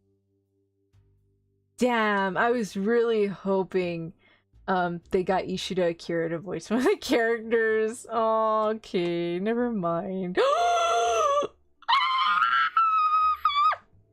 Sorry. Antonia inside voice. I'm not holding my inside voice. This one's gonna get 20,000 stars. I'm gonna watch it. I love Token Rambu. Oh my god! Okay, so 4 stars for this one because this seems very intriguing. I love Raven, Crow motif stuff. And yeah. Viral hit. Bullied by his classmate and popular YouTuber streamer Pakgo, Yu Hobin's high school days are filled with humiliation and abuse. His troubles don't end there, though. Outside of school, Hobin slaves away at a part-time job to pay for his mother's hospital bills. One day, Hobin accidentally spills ramen on Pakgo's cameraman Jixai, tripping over a cord and disconnecting the other boy from his gaming stream. Finally fed up with his miserable lifestyle, Hobin fights back and ends up in a pathetic brawl with Jixai? I'm sorry, I cannot pronounce Korean games that well. Korean names. Fun is a strong word. Oh. Did you eat delicious food at least? Next morning, it was revealed that the camera from Jixai's stream had been recording the 2 boys' entire embarrassing fight. Moreover, the footage was accidentally uploaded to YouTube and had gone viral overnight, earning Hobin a whopping 10 million won from viewership. Drawn to the money YouTube streaming can offer him and his mother, Hobin works together with unlikely ally Jixai to produce more videos of him fighting and see how far YouTube streaming can take them. Taking on bullies like Pakko and other seemingly unsurpassable opponents, Hobin will either rise to the top of streaming world or finally meet a foe he can't outsmart. I don't know. Probably not. Sounds good though. Sounds very exciting, but probably not. I did get fed, so yes. Okay, that's good. Yeah, it's rule number 1. If you're gonna kidnap somebody, make sure to feed them. Unless you're on your way to go get something to eat, then obviously, yeah. But if you're like get kidnapped, you need to go somewhere, and food is like not part of the option. Get food on the way. But what'd you eat? What'd you eat? Did you upload pictures? Was it that breakfast thing? Oh no, you got kidnapped today. That breakfast food looks so good. My breakfast on Sunday was very disappointing. I was very jealous. I was like, you know what? Next time I'm gonna get the French toast next time. Frenchy toasty. Okay. Train to the end of the world. This seems very interesting. A certain town in the suburbs. Starting off as ordinary as possible, I see. It was an it was not ordinary countryside. Oh, geez, I'm sorry. Wow, okay, that description really talked back to me. I was not expecting the lip. Okay, my bad. I'm sorry. I didn't mean to call you ordinary. The residents were experiencing a strange phenomenon. But even so, Shizuru Chikura held a strong desire. She wanted to see her missing friends again. Chizuru and her friends venture out into the world outside, taking an abandoned, motionless train, not knowing if they will make it back alive. What awaits them at the last stop of this running doomsday train? This sounds like it's gonna get very dark very quickly. It's giving me with that high school zombie apocalypse one. No, not High School of the Dead. It's really cute. You want the main character that has pink hair. Not a local burger joint down the street. Got me a chicken torta. Ooh, interesting. Any anime you're super excited for? Boy, I just screamed on this one if you didn't catch that. I screamed on this one too. Very loud scream. Do you want me to redo my screams?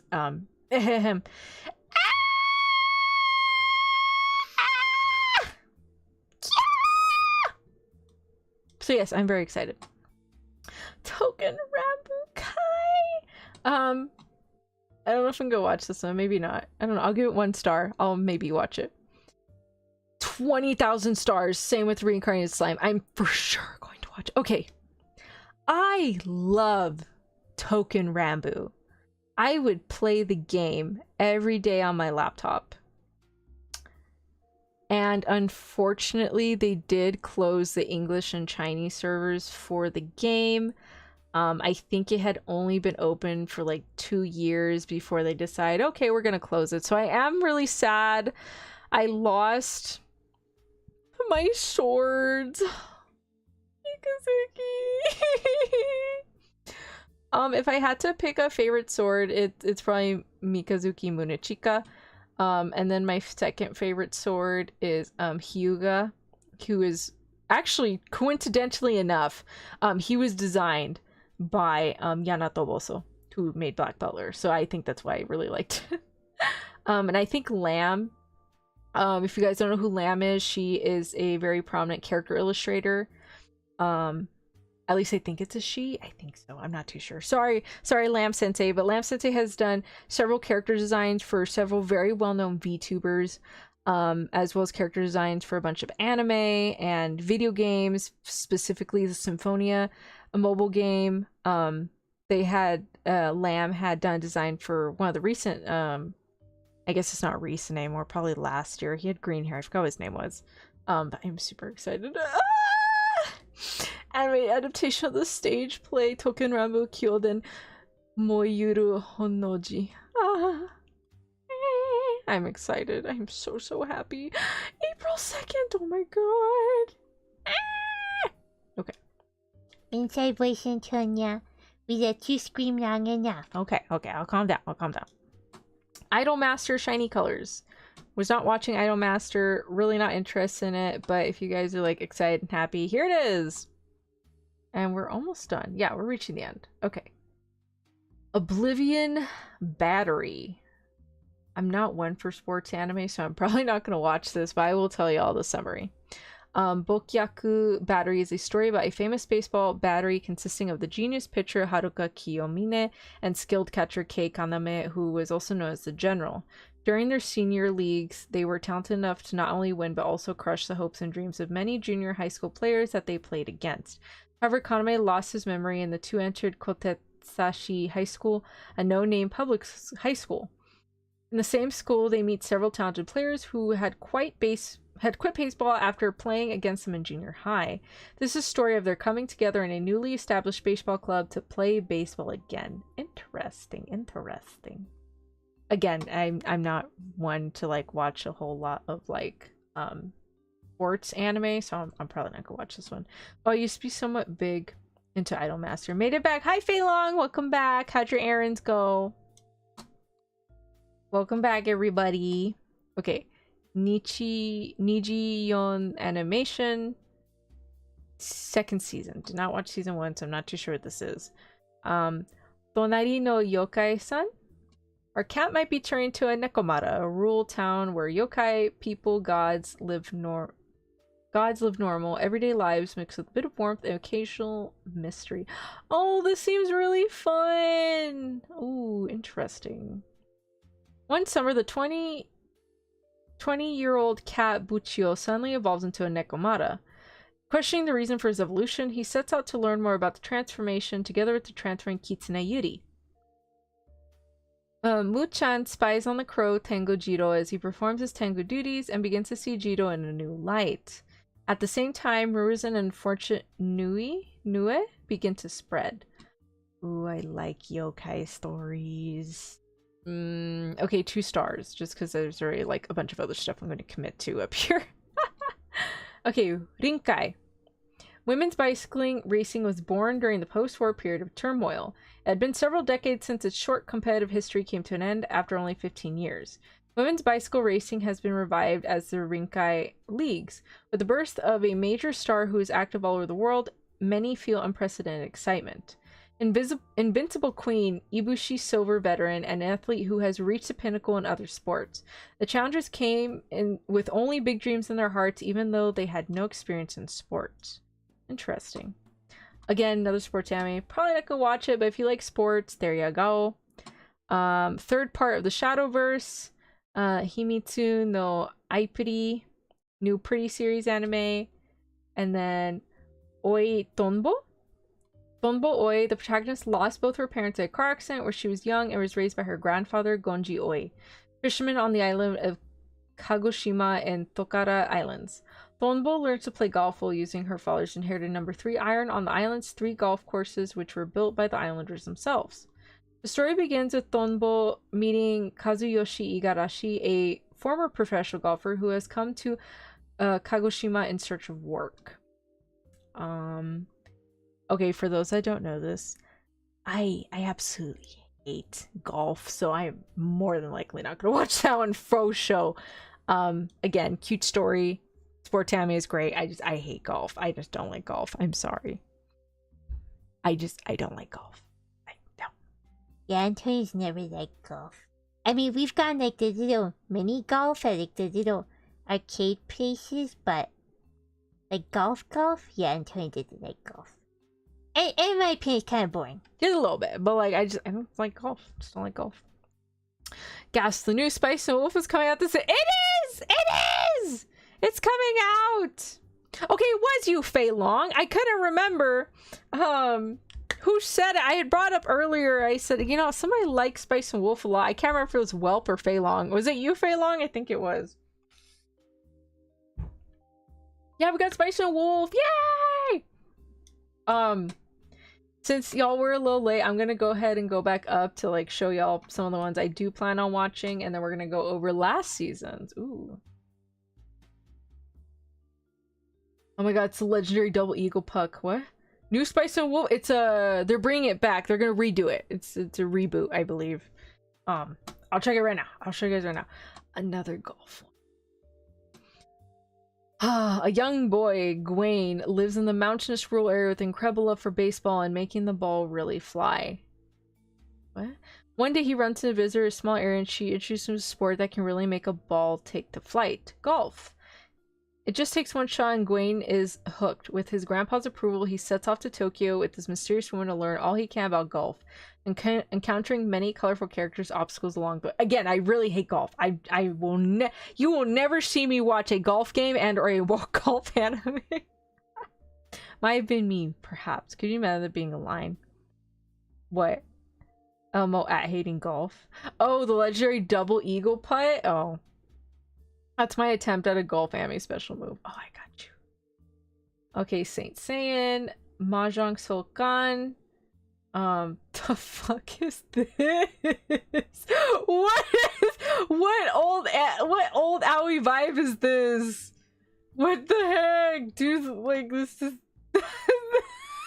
face. It's face. I'm sorry. The story begins with Masaki Michishita, an ordinary prep school student who's rushing to the bathroom in the park one day. Despite his rush, he spots Taka Kazuabe, an exceedingly handsome auto mechanic sitting on a bench. The two exchange looks after the Abe utters Yaranaika. Shall we do the two? What the fuck is this? Reminds me of the Unholy song, or it's like dun dun dun dun dun, doing something unholy, do do do do do do. Oh yeah, Bubba and Fei Long are back now. They are here. That's like Happy Gilmore, the anime. Happy Gilmore. Is that a golfing anime?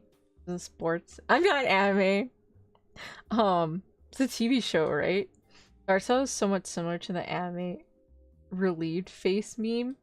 Is that, you know what, you're probably right. That's probably what the vibe. I'm not watching this. What the fuck is this?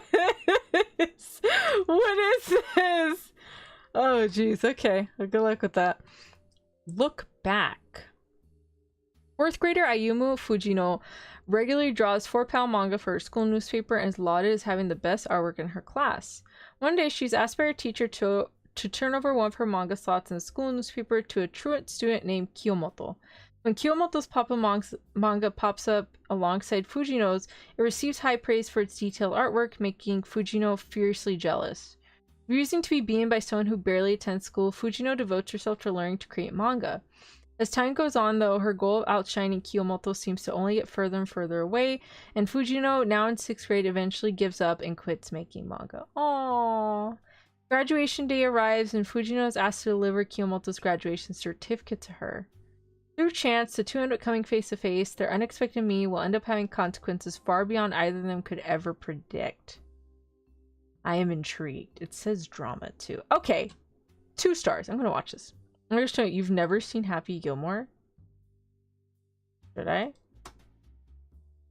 Happy Gilmore.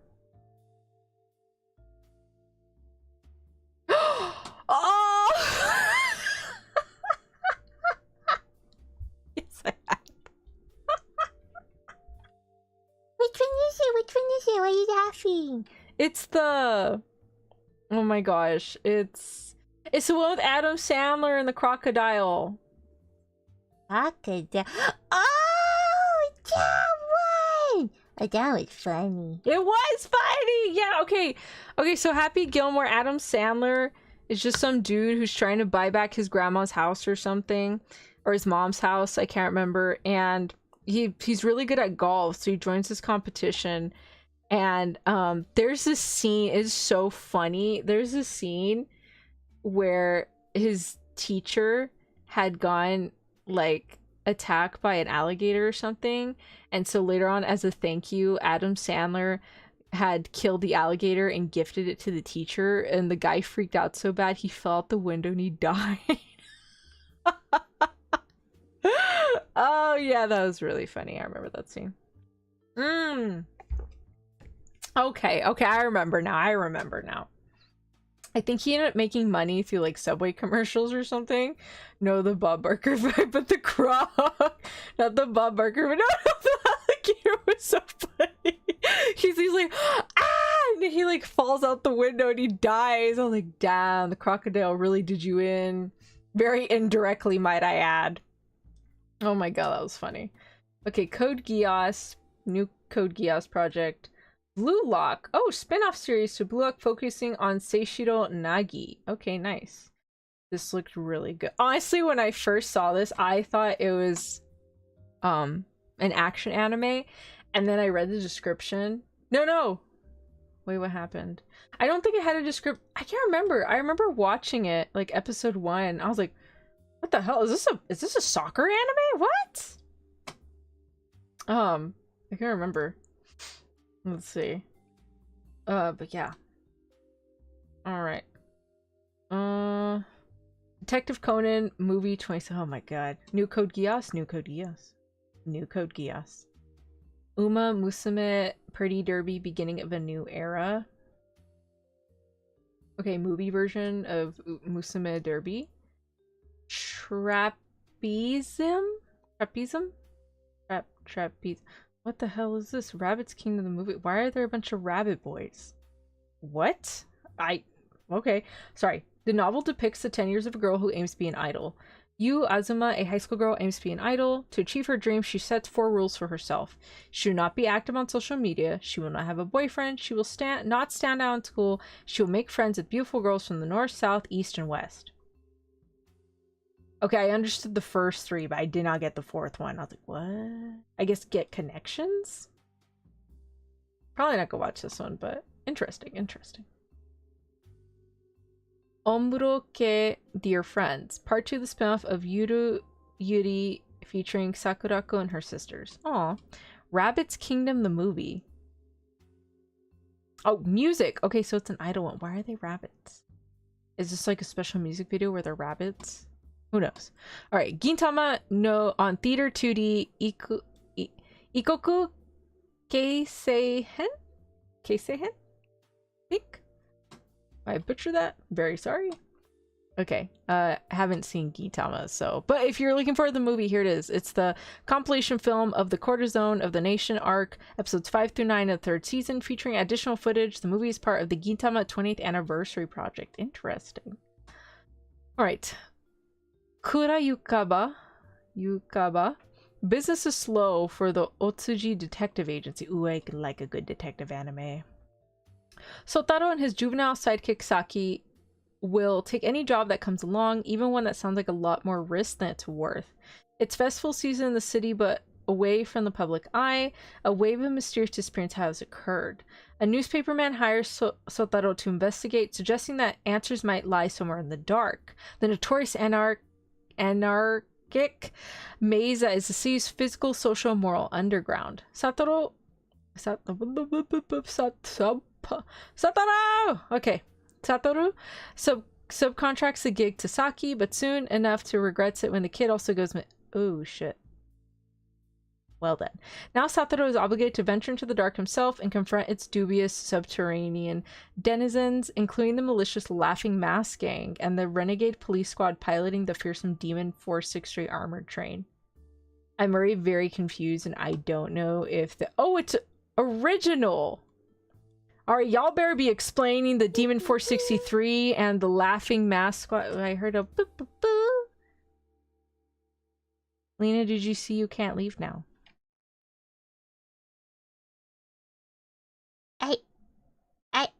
I was gonna go once you were done.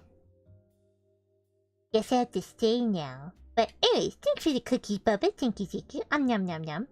I will eat my 200 cookies to keep me busy as you, rant about last season. Though I think you liked the last season, didn't you? Except what happened in the other anime. But for the most part, I think you liked it. I think so. Right? My mind is like thinking about all the new ones right now. I can't even remember what last season's was. Which is funny because I'm still watching them. You're really rich, Bubba. He does. He's been hoarding all the cookies. And that's how we pay Bubba. We pay him in cookies. Though Lena should really be giving the full amount. I just eat like 1 or 2. It's fine. Ay. Green bat. Cindy's, you got a green bat! You go squeak squeak. Wee. Yay! Green bat. Alright. Probably 2 stars. I am gonna kind of watch it. Why the hell did you send a kid to go deal with that? I feel like that was really stupid. Like, no offense. It's like, oh, people are going missing. Let me send my young sidekick to go deal with that in the underworld. Like, what were you think was gonna happen? Whatever. My Oni girl. Oh, what's this? Suki demo kirai na Amano Jaku tells the story of Hiragi Yatsuse, a first-year high school student who struggles to make friends despite his efforts to please others. His life takes an unexpected turn when one summer day he meets Tsumugi, an Oni demon girl, on a quest to find her mother in the human world. Snow mysteriously begins to fall and the adventure begins. Ooh, is she a snow Oni? Ooh. Oh, get cute. Maybe I'll watch it. It is a movie. 12 minutes long. I might watch it. I'll give it 2 stars. I'll watch like the first 10 minutes. We'll see how it goes. New game Judgment from the makers of the Yakuza series, also detective mystery. Oh no, I do not. I actually haven't played the Yakuza games, but I have friends that love playing those games. Actually, that's how one of them sort of won at poker. Was because of the Yakuza games. What is this? Kurameru Kagari. This is a story that weaves together people and a town. A coal mining town crowded with small-scale excavators commonly known as Hakoniwa. In this town that changes daily like a labyrinth, there's a girl named Kagari who runs a map-making business and a boy named Yuya who dreams of breaking free from the Hakoniwa. Eventually, the two, along with the unique residents of the town, find themselves confronting a conspiracy that shakes the entire town. The fate of the Hakoniwa depends on Kagari's drawing on the map. Ooh, interesting. 2 stars. Might watch the first couple minutes of it, just see how it goes. Okay, Yumi sells the movie. I Staris, the movie Full Energy. Okay, and then that is it for this season. Yay! Art style for that Oni anime is super cute. Might watch it for that alone. It is. It looks cute. Look at it. Cute. Like, I feel like this is going to be like a very fun, fulfilling movie to watch.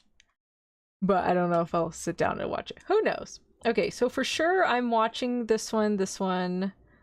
Oh yes, here it is. Yeah, so it comes out April 2nd, which is, I think, not next week, but the week after. Yeah, the week after on a Tuesday. So here's Spice and Wolf. Yeah, the new project for Spice and Wolf. Yay! I am very excited for this. I remember watching the anime like a while ago. I don't know if I ever finished it or not. I might have or I might not have. I don't know. Let me see. I wrote it down. Is it? What the heck? Okay. What? Okay. Oh. Bubba just let you know I might be getting my tea tomorrow, or maybe it was something else.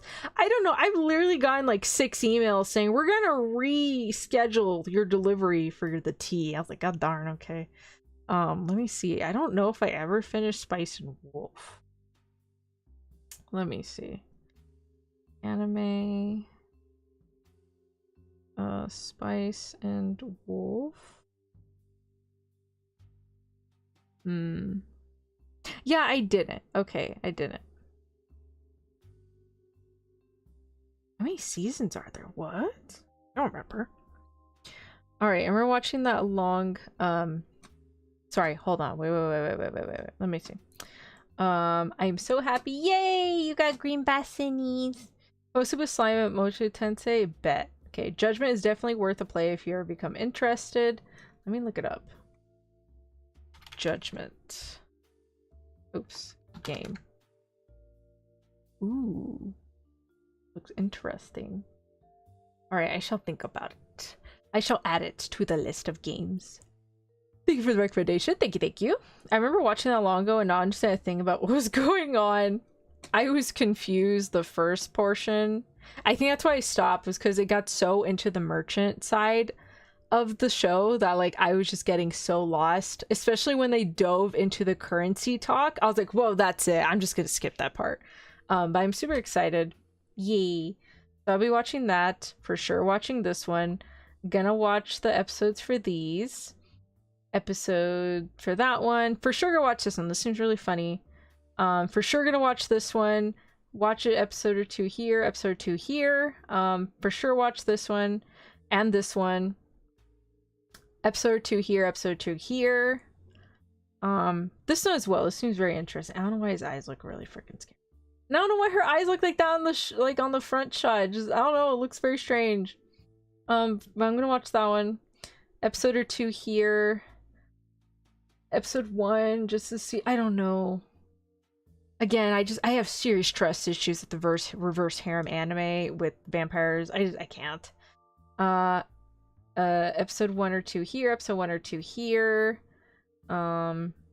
Maybe 1 episode for these 2. I'm not too sure. For sure gonna watch this one. I don't know what it is, but it's very intriguing. Got some crow, raven, yokai people. And then for sure watching this one. For sure watching this one. Episode 1 or 2 here. And I think that is... Oh, and then probably watch this one. And I don't know what this is. And probably watch this one and this one. And that is it for spring of 2024. Yay! What do you think, Lena? I mean, looks like you could be very busy watching anime, but hey, a lot of it's like stuff you actually do like watching, especially like the first couple ones. And I already know you're gonna scream at that during backplayer, aren't you? Oh yeah, for sure. Like I'm gonna be freaking out and be like, Kia! Oh my gosh! Like every week, every time I watch Black Butler. And here I was just wanting one quiet Saturday, but nope. Nope, sirree. Actually, I think a lot of the good ones usually come out Friday, Saturday, and Sunday, if I recall. Did they come out like on this for this last season too? Yeah, I think a lot like the bigger chunk ones that I usually watch come out like Friday, Saturday. I think that's pretty much it. All right, so let's check out last season's. Rah, rah, rah, rah, rah. All right. Some of these are not finished, but they will be ending next week. So holding up for another season of Mushishi. I mean, hey, I say keep holding on, because which one had huge gaps? This one, and this one had like such huge gaps. Like this one came out like 2014 and then 2020 and then 2024. So, you know, it might just come back. And then this one I think came out 2000 something, or the Book of Murder, it came out like a while ago. Atlantic, sorry, Book of Atlantic. So that one came out like 2017. So just keep hoping and praying and hopefully it'll come back. We shall see. But have faith, Fei Long, have faith. Alright. So again, a lot of these are not done, but I'm just going to be giving you my current thoughts on it so far. I don't think any, because the last episodes are like next week, which is why I wanted to go over the new season. Because oh my god, because the new season cut, it does, yeah. There it is, yeah, it's season 3. Laid Back Camp season 3, Regular High School season 3, Euphonium season 3. Let's see, okay, yeah, I think that's it for continuations. Everything else looks pretty new. Oh, and then this one's season 3. Blue Archive is getting an anime. I don't know who plays those games. I think that's it. I think I have a type you do. Oh, y'all, did you see the new Honkai Star Rail animation? It's fucking amazing. I rewatched that video, I think like 6 times. I was like, damn, Black Swan, I gotta get your girlfriend now. I'll get her later. I'm gonna add her to my rerun list, which I'm probably gonna have to do for Aventurin and Boot Hill and Sunday and Akron. But Luoch is coming back, so I am grateful for that. Holy crap, that dance was amazing. Is that what you were screaming last night? Yes, it was. Antonia, you were freaking out a lot. I mean, not as badly as when you were watching that Genshin Impact one with the Harbingers. No, okay, you were freaking out like a lot back then. But like this was like, it was a very solid close second. I mean, it was good. She goes all Bankai. I love it. I love Hibiki Euphonium. Made me want to join band class, but like 4 years too late. Ah, okay, I got you. It's not worth it. I was in a band. I was clarinet for middle school, and then when I hit high school, you're kind of required to join the marching band. So they don't have like a concert band and a marching band. The concert band and the marching band are the same band. And I could not keep up with the training. I was like, no, we're not doing this today. Goodbye. And so I dropped. And then proceeded to pawn off all my clarinets. But it was interesting. It was interesting. I had fun being able to play my favorite Christmas songs in Jurassic Park and all that good stuff. All the bonuses for the Whaling Store resets. Bonuses? Oh yeah, I think they said the top-up store was gonna reset in Honkai, if I remember correctly. But yeah, that dance was mesmerizing. I was like, oh my goodness. Y'all are cute girlfriends, and Akron's a little batshit crazy. Annoyingly batshit crazy. Alright.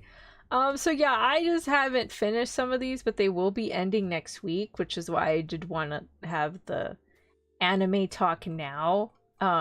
just in case any of these accidentally start early, like as soon as next week, because they have done that before, just in case they accidentally do, I just want to be prepared. It do be like that. Alright, so I am really liking solo leveling thus far. It's actually pretty interesting. I'm having a lot of fun of the main character having the shift. Oh, by the way, spoilers ahead for any of these anime. So if you do not want me to spoil, I'm going to say the title first, and you can go ahead and step away for a few minutes or so. But I will be going over this season. I just remember Genshin was supposed to have an anime coming out. It was! I think all the money went to Honkai Star Rail, if I'm being entirely honest. Did you see the amount of money they put in for the Penacony update? Like, holy cannoli. That was a ton of money. Like, holy crap, that was a ton of money. And they're still probably putting in way more money. So, I think right now their love child, right now, the one they love so much is Honkai Star Rail. So I am not expecting a Genshin Impact anime anytime soon, unless it's gonna be some random surprise. I am not expecting it. Maybe it's still gonna happen. I'm sure it will, just not, I don't think it's gonna happen anytime soon. They're putting a lot of money into, like, Genshin sponsorships and Honkai Star Rail advertisement for the Penacony update. Anyways, but yeah, that was so much money. You have fun, right, for the update? Oh, I did. I had immense fun. It's absolutely great. I'm excited for the update. Is it next week? I think it's next week. I'm gonna pull you, Luocho. I'm gonna get you! I'm gonna get you, Ishida Akira! Alright, sorry. Okay. Alright, stop freaking out now. Anyways, I'm solo leveling. I am really liking the shift that the main character is going through, where he's like kind of innocently human, and now that he's like leveling up, he has to take this more cruel, vicious action approach towards others that want to do him harm. And just, oh, I love when that happens. I was like, please go batshit crazy. Go! I love that turn of events and growth for those kinds of characters. I'm hoping he still stays kind of sane, but I feel like all the people who would help him stay sane are like slowly going away. Like that chick, I thought that was gonna be his love interest, but she ends up retiring and going back to her family, so I will see. I end up really liked it a lot. Should be finishing soon.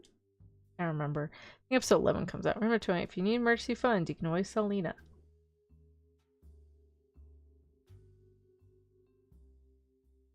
I would never. No. Lena's my family. I would never sell Lena. No. Never. If we're doing any sort of selling of the kind, it's gonna be my own little plushies. Which, we do plan on making that this year. I hope. I hope so too.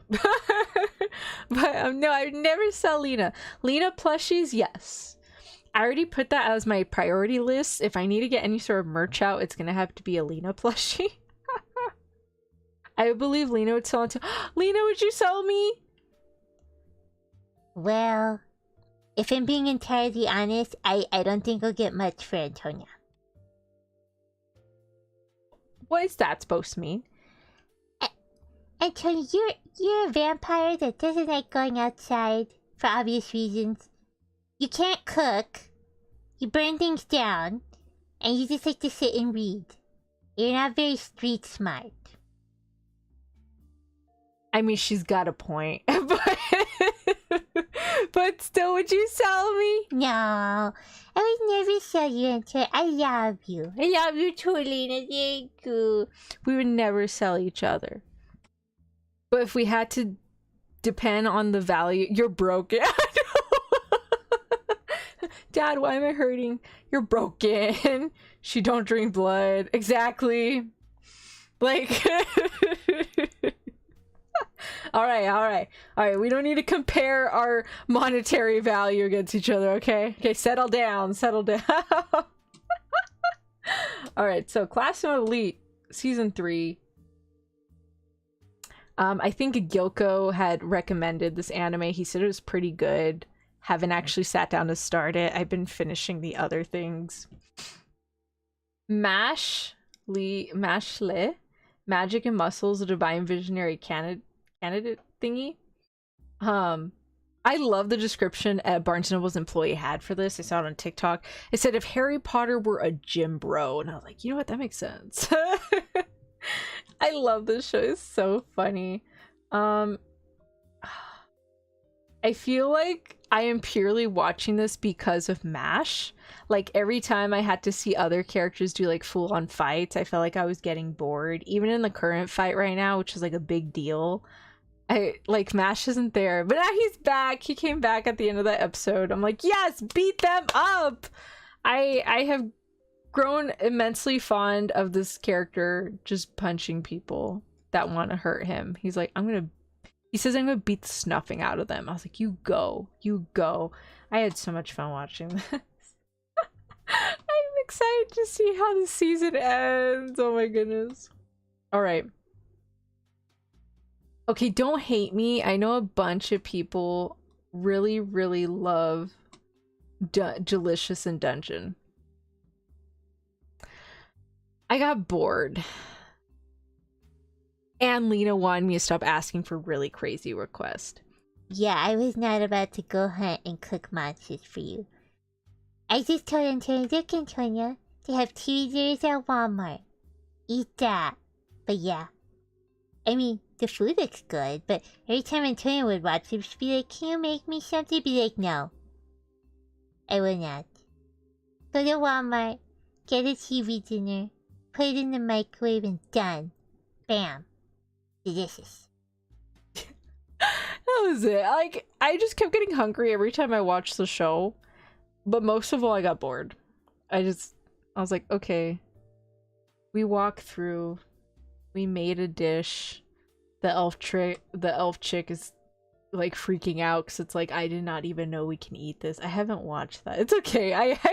You're like, it's fine. I'm not hurt by the comment. But I heard it's really good.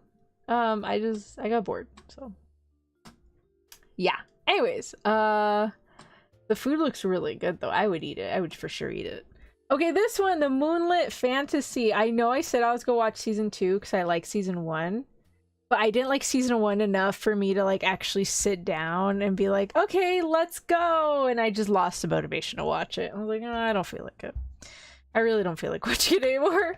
I don't want to say I got bored, but I couldn't find it in me to sit down and watch it. I was like, nah, I'm okay. Might continue watching it later, but I ended up not picking it up anyways. Okay. A Sign of Affection. Oh my god. This one was so freaking cute. It hasn't ended yet, but oh my goodness. Moonlight Fantasy is still good, but it's chill right now. Are you sure it's chill? Because I've been seeing clips on TikTok which look pretty intense. Particularly with the dragon chick. I was like, oh my goodness. Seems like super hardcore. But I believe you. I might watch it later. I don't know. I'm still trying to catch up with like previous season stuff. And just like new stuff I want to watch instead. But we'll see. This was so freaking cute. Okay, so overall the art style is absolutely beautiful.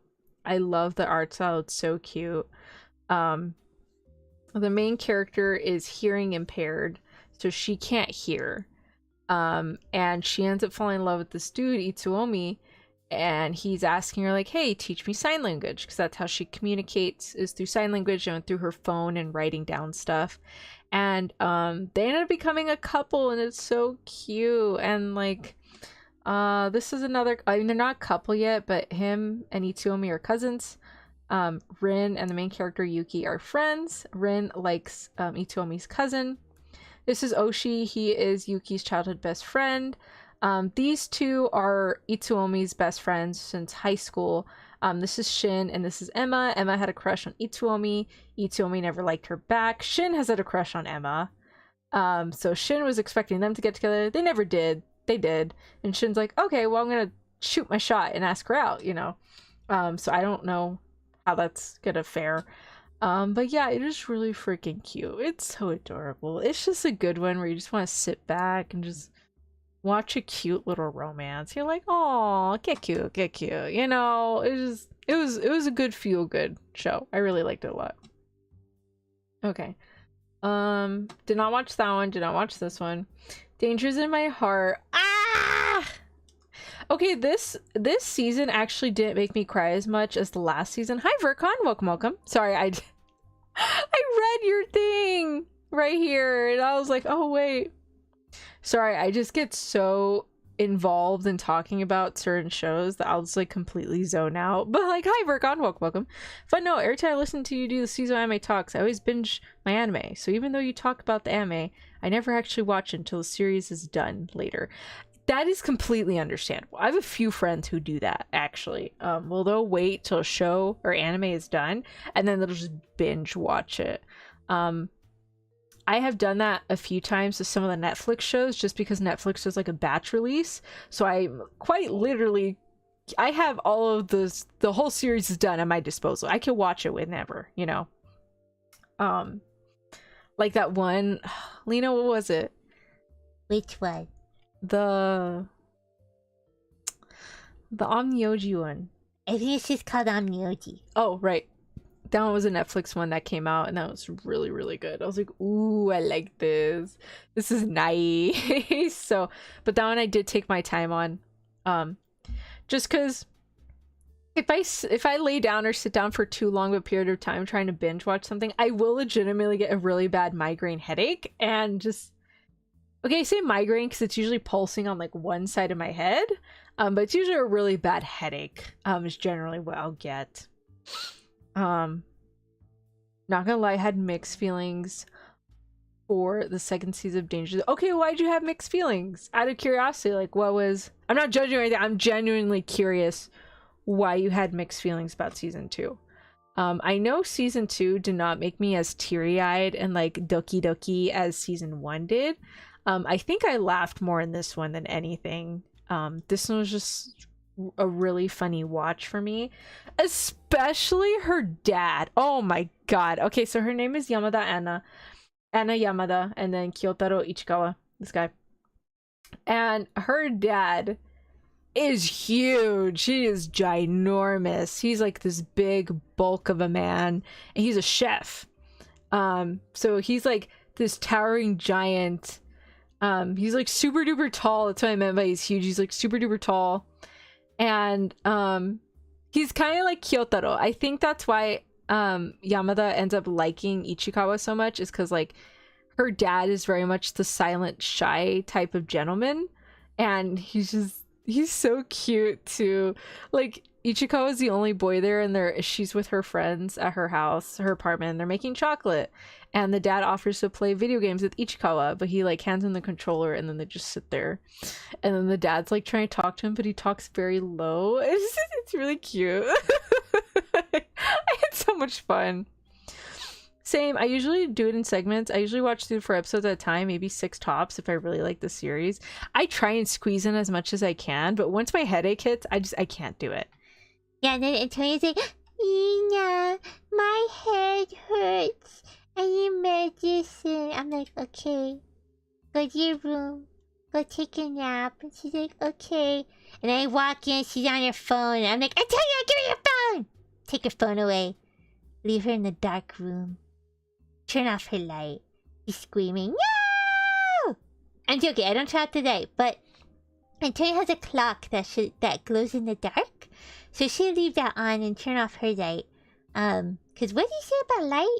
Like sometimes if there's like a light source or something, it just makes my headache worse. So I'll put like a blanket or something over my face, my eyes specifically, and just kind of lay down and be like,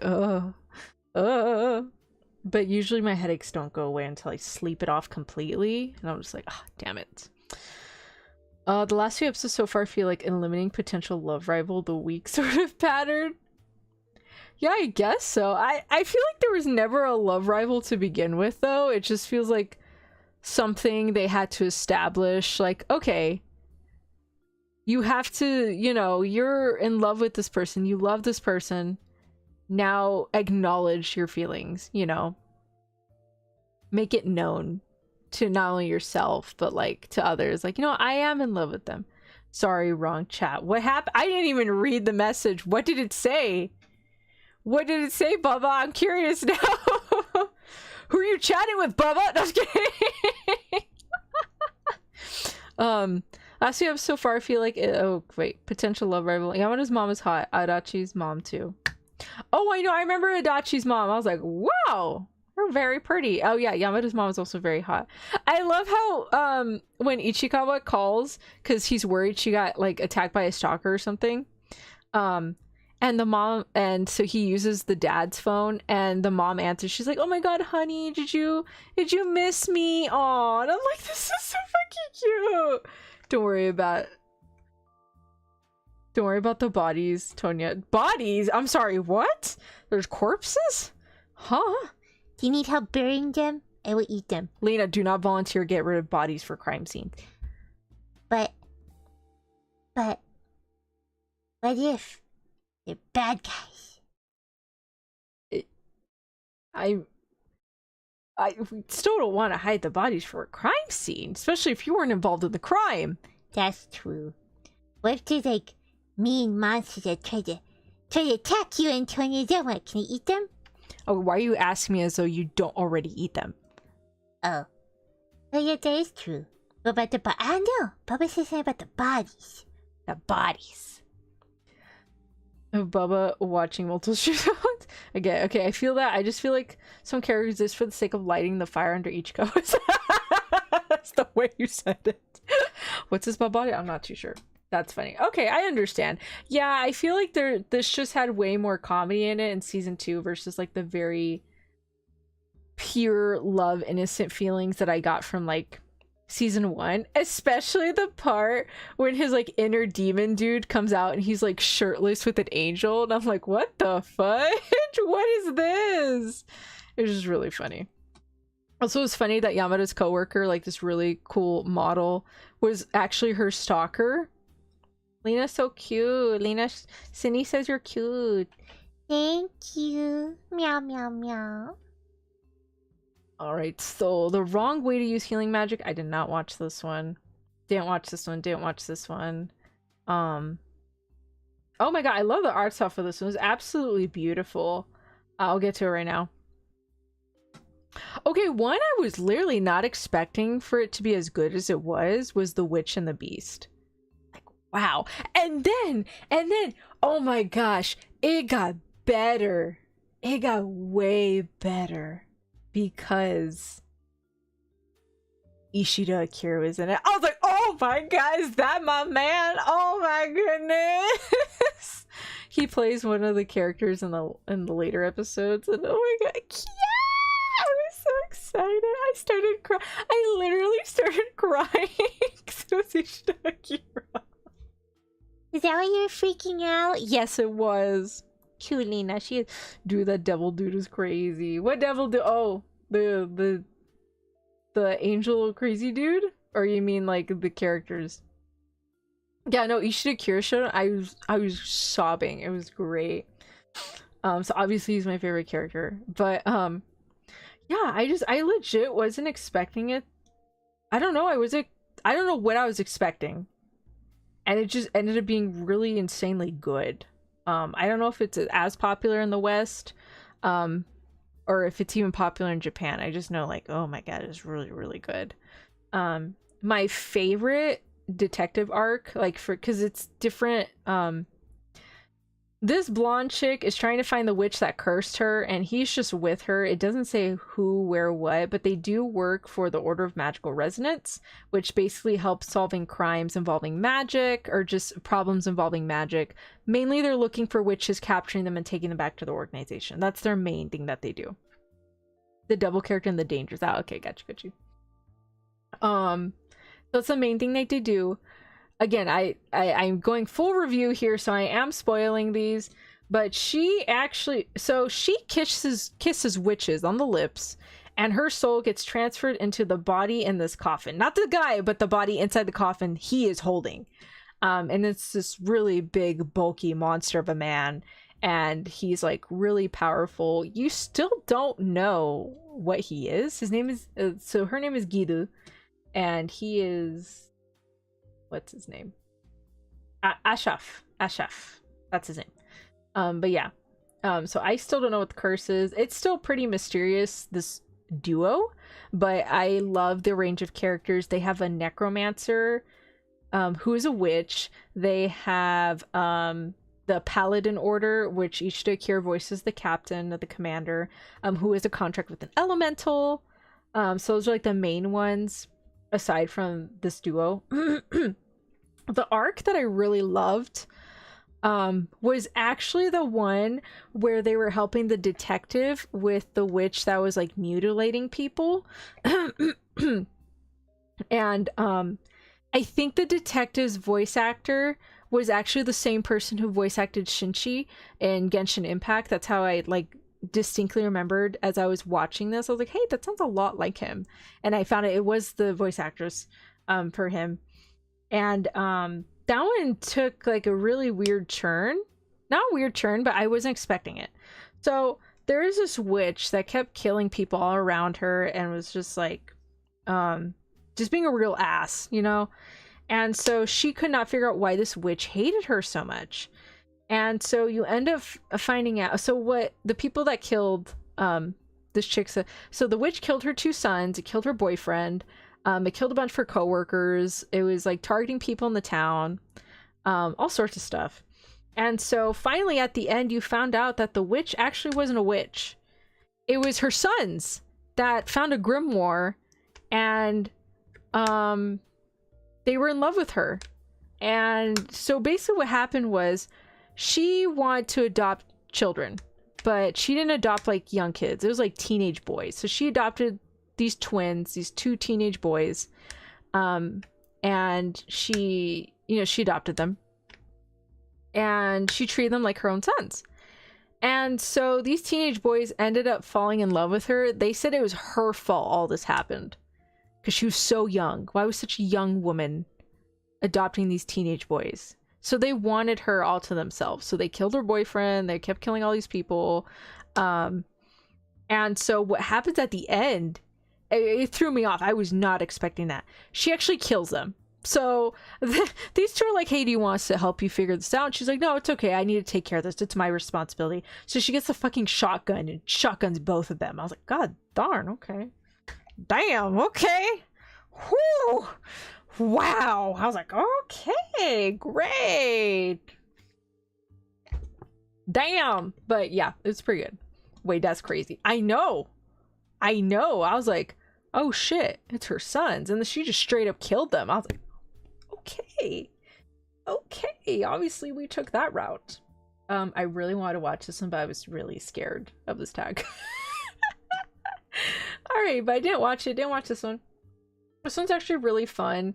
I love reincarnation trope. I love isekai and reincarnation traits.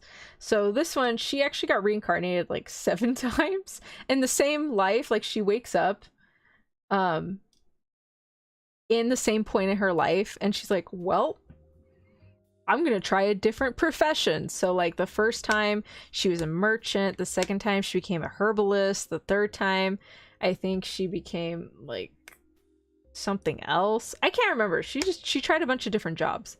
And so this time she's marrying this guy who is the crown prince of a kingdom, of a neighboring kingdom. And she's basically trying to be like the best wife, but she's very extremely intelligent. So she uses all of her skills. So at one point she was a knight, she was a maid, so she uses like all of her merchant skills, herbalist skills, medicine, knightly skills. It's not a bad anime, but I have to force myself to watch each episode. Which one? This one or this one? I'm actually having fun. I did get a little bored when I found out the brother was kind of being like, I just wanted to be acknowledged by my older brother. I was like, oh, that's cute. Went a little extreme, and I actually started laughing my ass off. Wait, okay, so here's the younger brother. So this is the younger brother, and then this is the older brother, the crown prince, her husband, or fiance currently. And he actually gets her kidnapped because he thought that would piss him off. And she straight up like breaks out of the restraints, busts through the door, and literally immobilizes every single guard that was supposed to guard her. It was actually freaking hilarious. I was laughing my ass off. I was like, damn. And she tells him too, she's like, you know, if you're gonna keep a prisoner, you should have really like broken the arms and legs and, you know, keep them immobilized, check if they have any weapons, you know, all sorts of fun stuff. It was hilarious. Dying so many times must not be good for her sanity. She is very sane. She's extreme. So the thing is, like, she's actually living a very long, fulfilling life before she does die. She keeps getting killed in a war, which I'm pretty sure is like the war she's trying to prevent right now, because she keeps getting killed in every single war. And in her last loop, he actually killed her himself. He stabs her because on her sixth life she was a knight. But yeah. All right, so I actually really like this. The art style is really insanely pretty. Everyone's absolutely gorgeous. Their eyes are really nicely animated. Like, damn. I'm gonna use that line from now on when I'm putting it in. It's not a bad anime, but I have to force myself to watch these. Yeah, I get that a lot. Where I had to sit down. I'm like, okay, next episode. Alright. Do not watch this one. This one's actually pretty good, even if you're noticing the ginormous plot. Actually, she's not even at that much. I don't know why she's on the cover.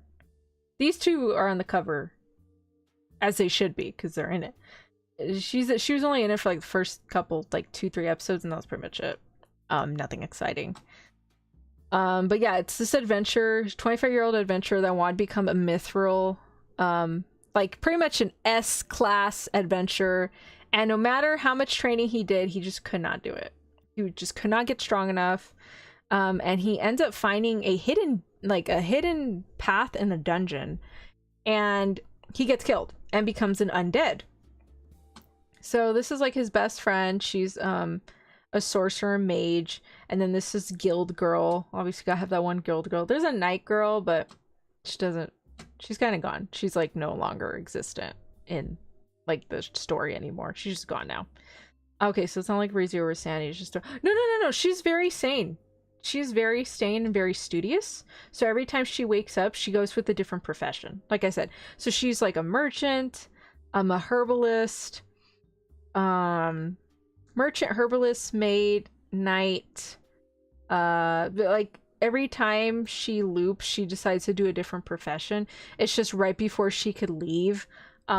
This guy ends up like nabbing her, and he's like, okay, I'm gonna make you my fiance. And she's like, oh, okay. So on her 7th life, she told herself, no, I'm just gonna chill because I really don't want to die in a war. This is kind of stupid.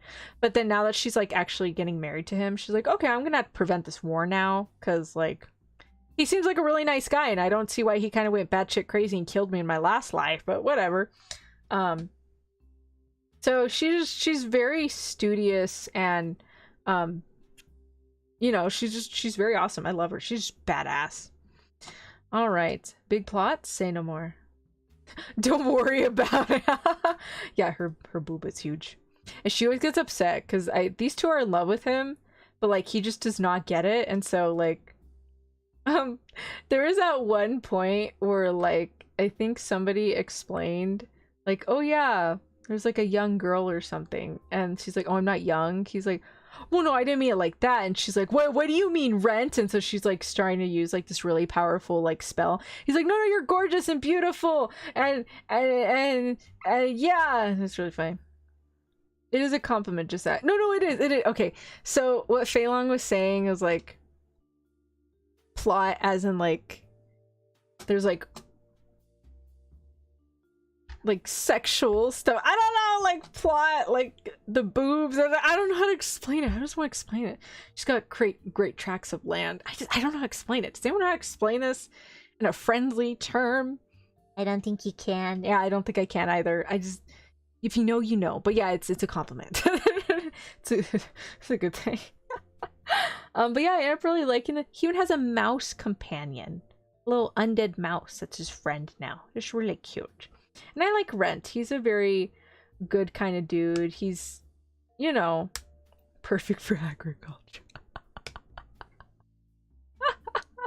I mean, they're huge. Look at that. Okay. Anyway, so, plot development, something like that. More of a visual thing. I ended up really liking it. Rent seems like a very down-to-earth kind of guy, and he's just legitimately just trying to deal with his undead urges of drinking blood and stuff. And so, I don't know, I really liked it. He's a really fun character to watch along his journey, and the mouse just made it better. It's just really funny. Okay. Oops, forgot about that one.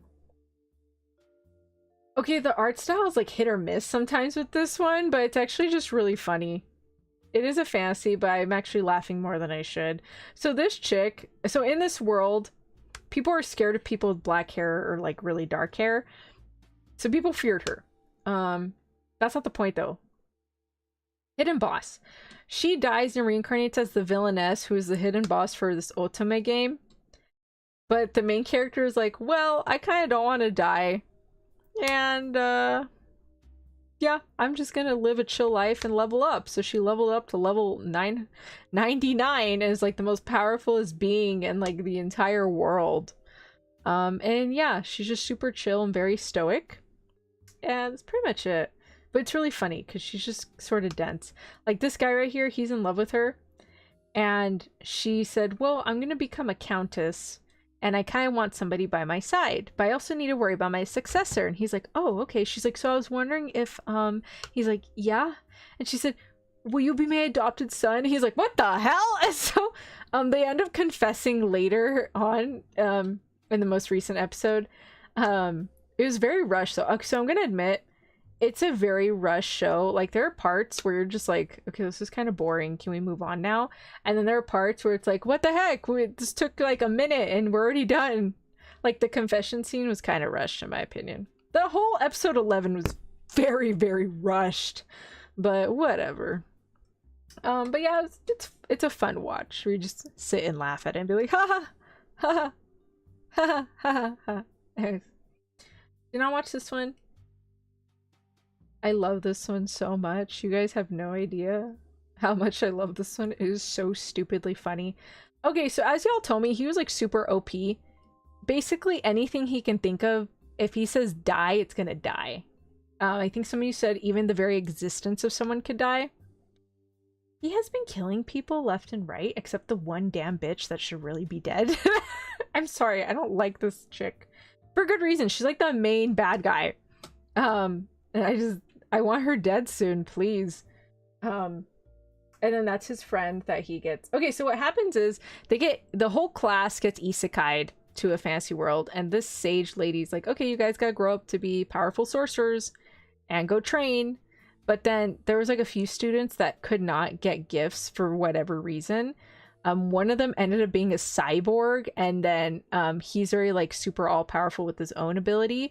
And then Danora actually has this spirit who's protecting her. It's the Danora family spirit. So that's why they couldn't get abilities. So him and Danora and like two others were left behind on a bus to pretty much die. Anyways, so they stick together, and actually this character is voice acted by the same person who voice acts Dori, and in fact she actually does the same tone of voice. Like, you know, the very flamboyant and very wavering different styles of tones that Dori's voice actor for the Japanese dub for Genshin Impact does.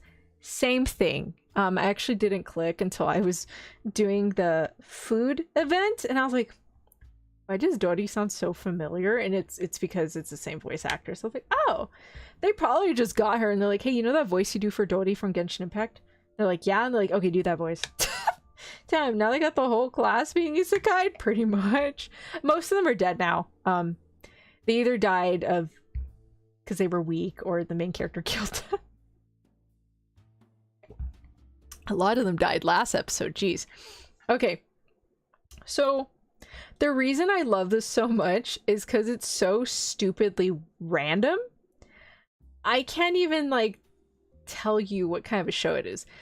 Basically, it's this overpowered dude and this chick who's just trying to get through the day with her classmate of like, wow, this is like a bunch of random isekai stuff happening and lots of people are dying. I'm not even phased at this point, and we're just trying to survive at this point. The reason this is so funny is because I feel like every time I watch an episode, there's a new isekai fantasy trope that gets thrown in, and it's just really random. Like, there is undead, there is mecha, there is kings and queens, there are the heroic heroes, there are the demon kings, there are the sister complexes, there are the brother complexes, there are the perverts, there are the crazy batshit crazy mages, there are vampires, there is ninjas, there is, like, there's idols, for crying out loud. Like, every single thing you can think of that can happen in a fantasy isekai anime, just anime in general, anything that can happen in an anime, it pretty much happened in this show. It is freaking hilarious. I love it so much, just for the absurdity of it. And I don't know anymore. There's no surefire way of explaining it. This is like everything jumbled together. Pretty much. Like, there's no other way to explain it, but I love it. It's so funny. If you want to sit down and get a good laugh, I highly recommend that anime. Just, oh my gosh, it's so funny. I was not expecting to like this anime as much as I did. It's called Metallic Rouge. It is an original by Studio Bones. And basically, again, I'm spoiling things, so if we're putting everything in the pot, pretty much. 2 bats. 2 bats. Cindy's got 2 bats. Squeak, squeak. Thank you, Cindy. Thank you. Okay. Plot twist. She's a robot. She's also a robot, just not as cool as this one. She was the first robot that some weird mermaid alien things made to mimic humans. They're like, okay, look, we made a robot. Basically, these robots are made to help build a planet, a very good planet for the mermaid people on Venus. But now the robots are like, we want freedom. We're going to destroy the Asimov code, which they have installed, that prevents them from hurting humans. Not these two. So it's like these two and then 9 other robots that can hurt people, and then the rest of the other robots have the Asimov code, which they cannot hurt humans. So basically, they start off with them looking for these 9 other robots. They killed her adopted father. I don't know. That guy is kind of weird. I still have misgivings. I mean, he's dead, but like I still have doubts. Her brother's hot though. Anyways, so they're like tracking down these 9 robots and stealing their cores, and then plot twist, other stuff happens, and just it's actually really fun. I'm having fun watching it. The opening song, legit, it feels like I'm watching Ghostbusters, but there's no ghosts involved. But it starts like do do do do do do do do do do do do. I don't know, like if you listen to the opening song, it like reminds you of Ghostbusters. That's all it does for me, but it's pretty good. Damn, sounds like Detroit Becomes Human. It is just more fun because she's like very dense and she eats chocolate. There's a point where she's fighting one of the other robots who can use disguises. So he was disguised as her. They were fighting, and here's Naomi. Okay, so this is Rouge, and then this is Naomi, and Naomi's like holds her gun, and she's like fighting her clone or whatever. And Naomi's like, okay, and she does like this simple math problem. It's like, what's 72 plus 75 times 83 divided by this? And the clone obviously answered really quickly, and like the clone answers super quickly, and she shoots the clone, and then the clone's like, why did you shoot me? And she said, oh, it's because Rouge isn't that smart. I was like, oh my god, it was really cute. I had fun. It was hilarious. Right now it's peeking up the climactic scene to see if they're gonna save the robots and the humans and whatever, because Rouge has this code called the Eve code that can help liberate all the robots. Problem is, they're afraid that if that happens, like for all the robots, they're gonna start killing all the humans. At this point, it's gonna be a full-blown war. So they're trying to go about this a little bit differently. But right now the enemy aliens have brought the other remaining robots to their side and said, hey, let's free all the robots and let's kill the mermaid people. I don't know. I'm a little confused, but hey, I'm here for the ride. All right. I watched episode 1. Wasn't really that intrigued. Never finished it. Didn't watch this one. Didn't watch this one. Okay, this one too. Sasaki and Peeps. It's like the same amount of deranged as this one, just a little milder, just because like the main character isn't all that invincible. So basically it's a salaryman and he loves cute little animals, and he's like, okay, well, I'm kind of broke, but I can afford a bird. So he buys a bird. You know, gets a little bird. Did you summon the bottle? Why did you get the bottle? Why? Lena, here is your shank. Here is your bottle. Oh. Why is my bottle up there? Because chat chose violence yesterday and they had a bar fight. Here you go. Oops. Here you go, Lena. There is your bottle. Thank you. Good job, chat. Who won the bar fight? I think Sean. I think Bubba said he saw Sean throw the table or something. I don't know. It was a killer move. KO'd everyone. All right, so okay, this one has the amount of same derangedness as this one, except he doesn't. Okay, so he gets this bird, right? It's this bird named Peeps. Oh, heads up, episode 1 is actually like 45 to 50 minutes long. I didn't know this till I was like a good 40 minutes in. I was like, this is a really long episode. So he names the bird Peeps. Come to find out, Peeps is a sorcerer from another world who died and gets reincarnated as a bird, but he still kept all of his magic. So he takes Sasaki to the other world. Sasaki opens up a restaurant, becomes friends with like the merchant and the one of the lords there and one of the princes. I can't remember. Prince, like one of the, there's two princes, blah, blah, blah, blah, which is like a good old fashioned fight, right? So he becomes friends with them. He basically sells stuff from his world to them for like a high price, and then he brings like all of his gold and currency over to his world. I don't want to put this in a way that sounds creepy, and he's not creepy. Actually, Sasaki is like, he is not creepy at all. He's just a really solid businessman. You know, he's very logical, and he loves his pet bird, essentially. And no, the pet bird's not a girl. Okay, it was some dude sorcerer from the other kingdom. Whatever. I'm gonna put this in the least creepiest way as possible. There is the only girls surrounding this man are young girls. Except, okay, one of them looks like a young girl, but because of her psychic ability, Sasaki and Peeps are pretty positive she's very old. She's very old. Shizuka is this chick. So she looks like a young girl, but she actually might be a very old woman. But everyone else, young girls. Young girl, young girl, young girl, young girl. Actually, this one's a full yandere, if I'm being entirely honest. There's a scene where he is walking home. Like, his coworker is walking him home, and she's like, okay, bye. And he's like, okay. So he goes back to his apartment, and this chick is there, and she's like, oh my gosh, who was that? And she gets really close with her eyes all wide, and I was like, holy shit, that's a yandere. You should run. There's always an immortal lolly. You need the immortal lolly. It's an anime thing, pretty much. So, like, she is the young daughter of the Lord he's like good friends with. She is just some random magical girl that hates all the people who are psychics. So in his world, there's like people with special abilities called psychics. And so she hates them. This is his coworker, who is 16, might I add. So a young girl who works as the psychic bureau investigation people. And then here's Shizuka, who's also another psychic. And I think that's the chief of the bureau. And then this is just some random chick that lives next door to him at his apartment. I think her mom neglects her. And her mom might sleep around, or she's a prostitute or a hooker. I'm not too sure, but she's always like sitting outside of her apartment, and Sasaki like gives her some food. every now and then, but it's not to the point where he's like, hey, come in and have lunch with me, or here's a meal.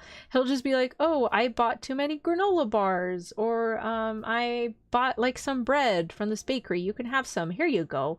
And just like a very friendly distance. But she's like entirely obsessed with him. It's kind of scary. I was like, damn. Pretty sure she's a magical girl too. No, she's not a magical girl. She's just a regular girl. If she becomes one later on, I am not too sure. As far as I know from the most recent episode, she's not a magical girl. Nor has there shown any indication that she is one. But yeah, so what I mean by all these weird wackiness is you have a magic bird. You can teleport between a fantasy world and your world. There are magical girls. He's a psychic? Sort of, but not really. He just has a magic bird, but there are psychic people. And there's like some weird alien looking superhuman thing that showed up in the other world that the little bird has to fight, which they totally just ignored. It was just one fight scene and then we never brought it up again. So I'm not too sure what happened there. But like I said, and there's magical girls, so it's just magical girls, idols. There's mecha, spaceships, perverts, you know, it has everything pretty much. I don't think I've actually found a pervert character in this one, if I'm being quite honest. All the characters are pretty fun loving, except her. She wants to kill all the psychics. And then I'm pretty sure she's a yandere, not gonna lie. He's masquerading as a psychic. Yeah, he's masquerading as a psychic. I want more scenes with the neighbor. Pretty sure she's a magical girl. Oh, wait. What was I gonna say? Yeah, there hasn't been that many scenes of her. I legit thought she could become a magical girl. Haven't seen it so far though. I'm gonna go to bed and I get alright, good night, Cinnies. Thank you for coming by. I really appreciate it. Bye, Cinnies. Thank you. Bye bye. Okay. Buchigiri. Oh, where do I start? Okay, this is by the same people that did Skate Infinity. If you know Skate Infinity, then you know. It was very good.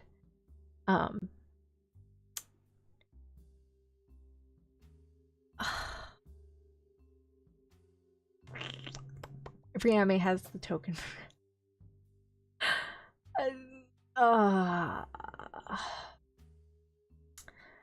Okay, the way everyone sort of explained it, the main character for Buchigiri is very much that high school idiotic pervert from like anime from like the 90s and early 2000s.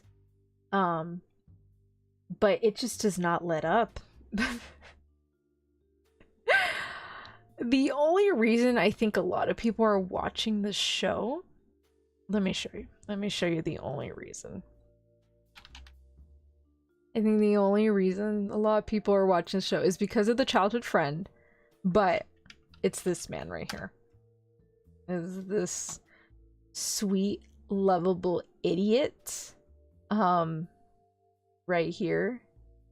And like, if you know, you know. I don't think any of you are gonna know this particular anime, but he reminds me of this character from this manga. And I don't know if people like him because of that or just because he is in fact very hot. But hold on, I'm trying to like find a good awesome picture of him. I mean, there's that one, but I feel like there's... Oh, another funny thing is his sister's like absolutely in love with him, and just like he's just kind of being crazy on his own. Okay, I think this is like the best picture I can do. Okay. Okay, so this guy is named Marito. Let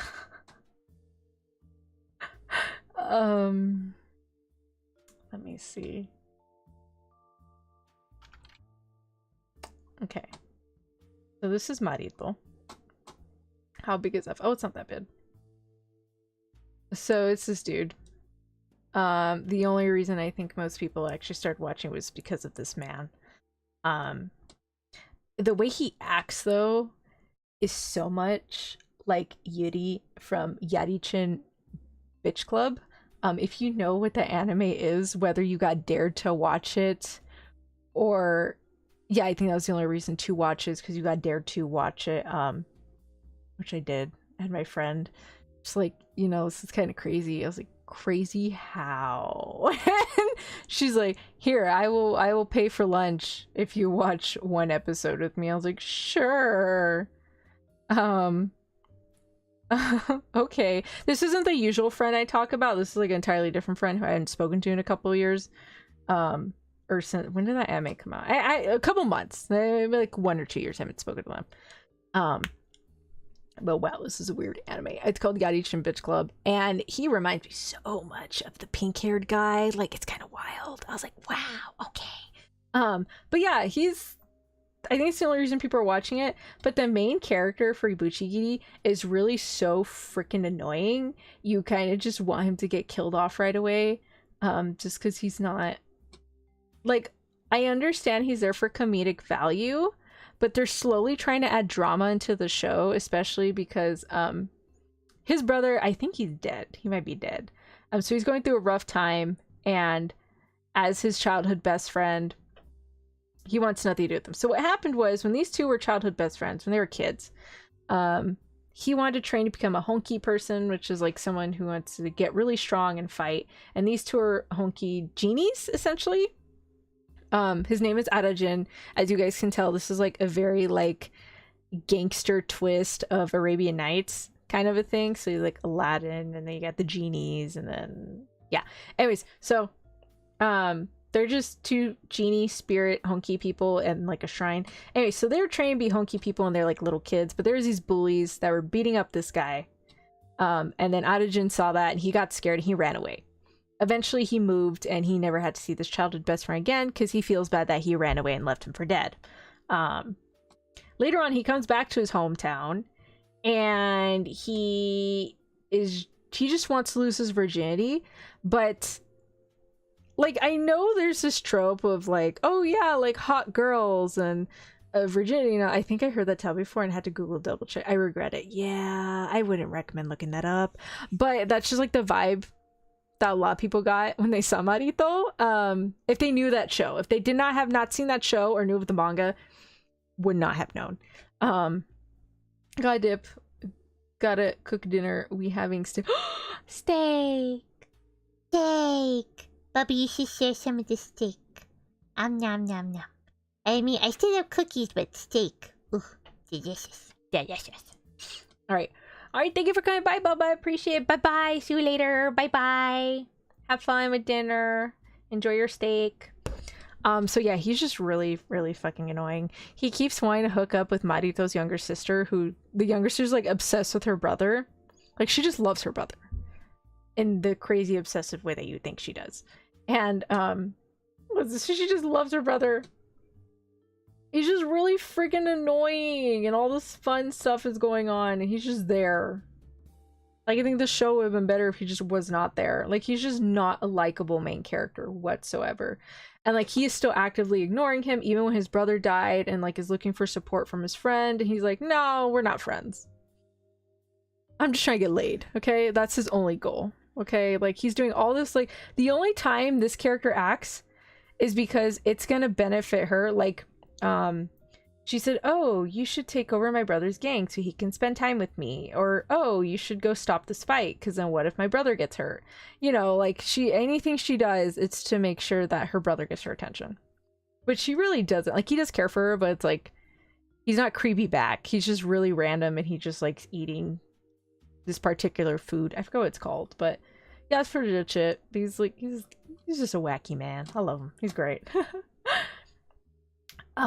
The amount of sexual innuendos that this guy says to him is just a lot too. I was like, I don't think I can see why it has 6.91 out of 10. Yeah, like, if the main character wasn't there, I'm sure the show would be absolutely awesome and people would absolutely love it, you know, but he's there, so it just kind of ruins it sometimes when you're like sitting there and you're like, oh my gosh, like this really epic scene is happening, and then he's just there like, oh, Mahoro-chan, that's her name. He's like, oh my gosh, like, she's so cute, I love her, let's date. And she's like, no, fuck off. Like, she basically tells him to her face, like, I'm done with you, please leave me alone. And she like actively ignores him. He keeps going after her, and she's like, oh my god, I'm gonna kill him, which I'm kind of hoping she does at some point. Like, you thought she was kind of crazy for her brother, which she kind of is, but like, honestly, she has more balls than any character here. Like, there's at some point where his group and Mahito's group are having like a literal gang war that this guy's group instigated, and he's like literally beating up this guy, like beating him up, and she steps up to him like, hey, like, I'm kind of done with the shit you're pulling here, so like, you should just leave. And just like, she stands up, and he like I think he hits her in the face as she falls over, and that is when he steps up to like step in. Not when his best friend was getting the crap beat out of him, not when he was beating up all the other people, not when he was approaching this guy and this dude, the other gang leader, and he was gonna go like very possibly kill them. You know, like, it was very close to the point that he was probably gonna kill them, and that he only stepped in after she stepped in, by the way, to talk to him, be like, you know what, you're an asshole, okay? You're a cowardly asshole. Get the hell out. And he's like, what the hell? He slaps her. I was like, damn. And then even, I haven't seen the recent episode, but she even shows concern after his brother dies. And she doesn't really care. But they kind of connect a little bit, like, as friends, because he loves and admires his brother, and she loves and admires her brother. Of course, her love is like way more like crazy, but she understands. She's like, okay, you know what? Okay. All right. You know, I'll help you stop the gang war. I'm concerned for you because your brother died, and just, so like, at this point, they seem closer friends than she would ever be with that guy. He's just really fucking annoying. I hate him. I hate him so much. Anyways, yeah. Would you say you're pretty generous when rating things? Lena, what do you think? Yes. I think Antonia is very lenient when she judges something. Because Antonia watches a wide variety of shows. And so she seems very soft when she's judging things. She's like, okay, let me give it a try. But if it really annoys her, Antonia will not hold back. Like, I've been sitting through years and years of her complaining about Diabolic Lovers. Yet she has season 1 and 2. Okay, that we don't need to share that information. Anyways, it was on sale. But yeah, if like something really annoys me, it's just gonna ruin my whole experience unless there's something there keeping it from being ruined entirely. So if I'm getting annoyed by something, hi Zaun, welcome. Finally made it to a stream. Hello, hi. We're going over last season's anime. Some of it's not finished, but I will be going over and spoiling a few of them. But yeah, if I just get really annoyed and there is just nothing that is good, I'm just gonna straight up drop it and actively hate it. You know, like, I'm just gonna hate it. But because of Buchigiri, like, I hate the main character, but I love Marito and I love the child best friend. I'm actually liking the sister now. She's pretty cool. You know, I'm loving all the other side characters except the main character, but the side characters are what keeps me watching the show. You know, like, it's just, you know, like, if I get annoyed, it's for good reason. At least for me personally. But yeah, I would, as Lena says, I am pretty soft and lenient when it comes to ratings and stuff that I like.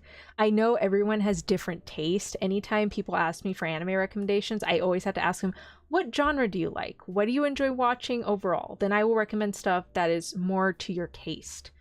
Like when I watch Psycho-Pass with my dad, it's because we both love sci-fi and it was a utopian kind of thing. And we enjoyed watching season 1, you know, but I'm not going to have him sit down and watch like freaking Sasaki and Peeps with me. Like, no, that's not something he watches, you know? So I understand that people have different things. Just for me personally, it's my level of annoyance, certain characteristics, or if I'm bored. That's pretty much it. But I know some things other people like, some things people do like. It just depends. I don't like the main character that can really drag something down because you always have to see that. That's true. But I feel like with Buchigiri, there's so many fun moments with the main character because he's such a stupid idiot that's like, it's kind of fun to see him suffer. I was like, yeah, you deserved it, man. You deserved it, buddy. Yeah, if it ain't to my taste, I won't buy. Yeah. But I usually don't drop stuff. I think I've only dropped like a handful of stuff just because like the pacing in the story just made no fucking sense whatsoever. I was like, oh. And then sometimes it'll throw me off if the animation gets kind of whack. I'm like, I'm just gonna leave now. Okay, the weakest tamer began a journey to pick up trash. Not gonna lie. I like the main character. Oh my gosh, she's not even on here. Okay, there's this dude. He's really pretty. He's an archer. He's for like one of the adventure groups.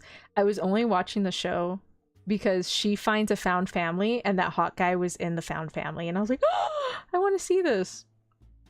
But yeah, when you watch episode 1 versus the rest of the series, it's like a completely different vibe. Like episode 1 was just kind of crazy avant-garde take on telling a story.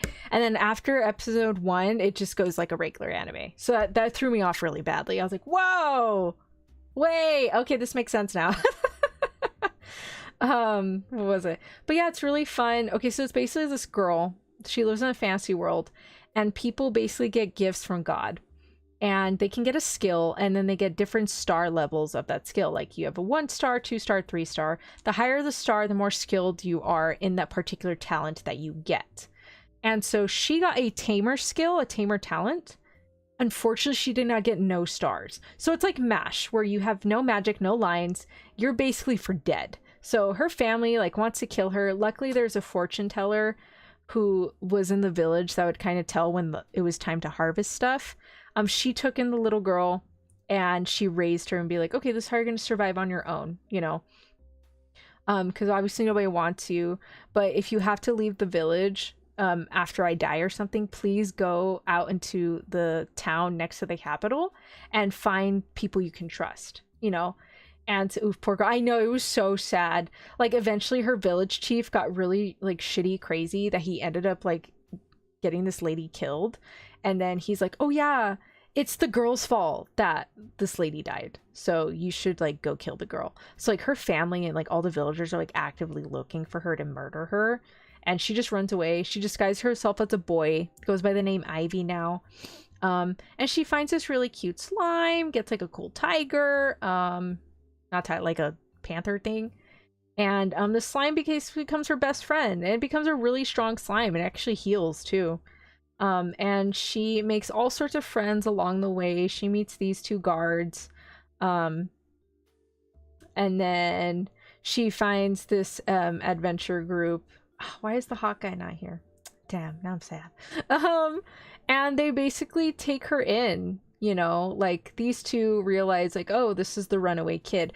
I don't know if anyone here except the fortune teller knew that she has 0 stars. Like I have no idea.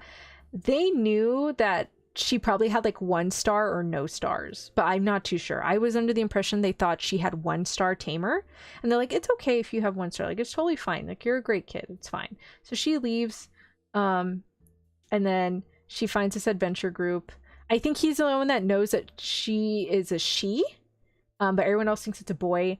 And then also this is the first group she told them about her slime, because the slime has another fun ability where it can tell if somebody's a bad person. And so they end up using that slime ability to find out all the other bad people. Spoiler alert, these are bad people. I don't know if they willingly were bad people. I think she's having doubts. But they're part of like some kidnapping, human trafficking thing.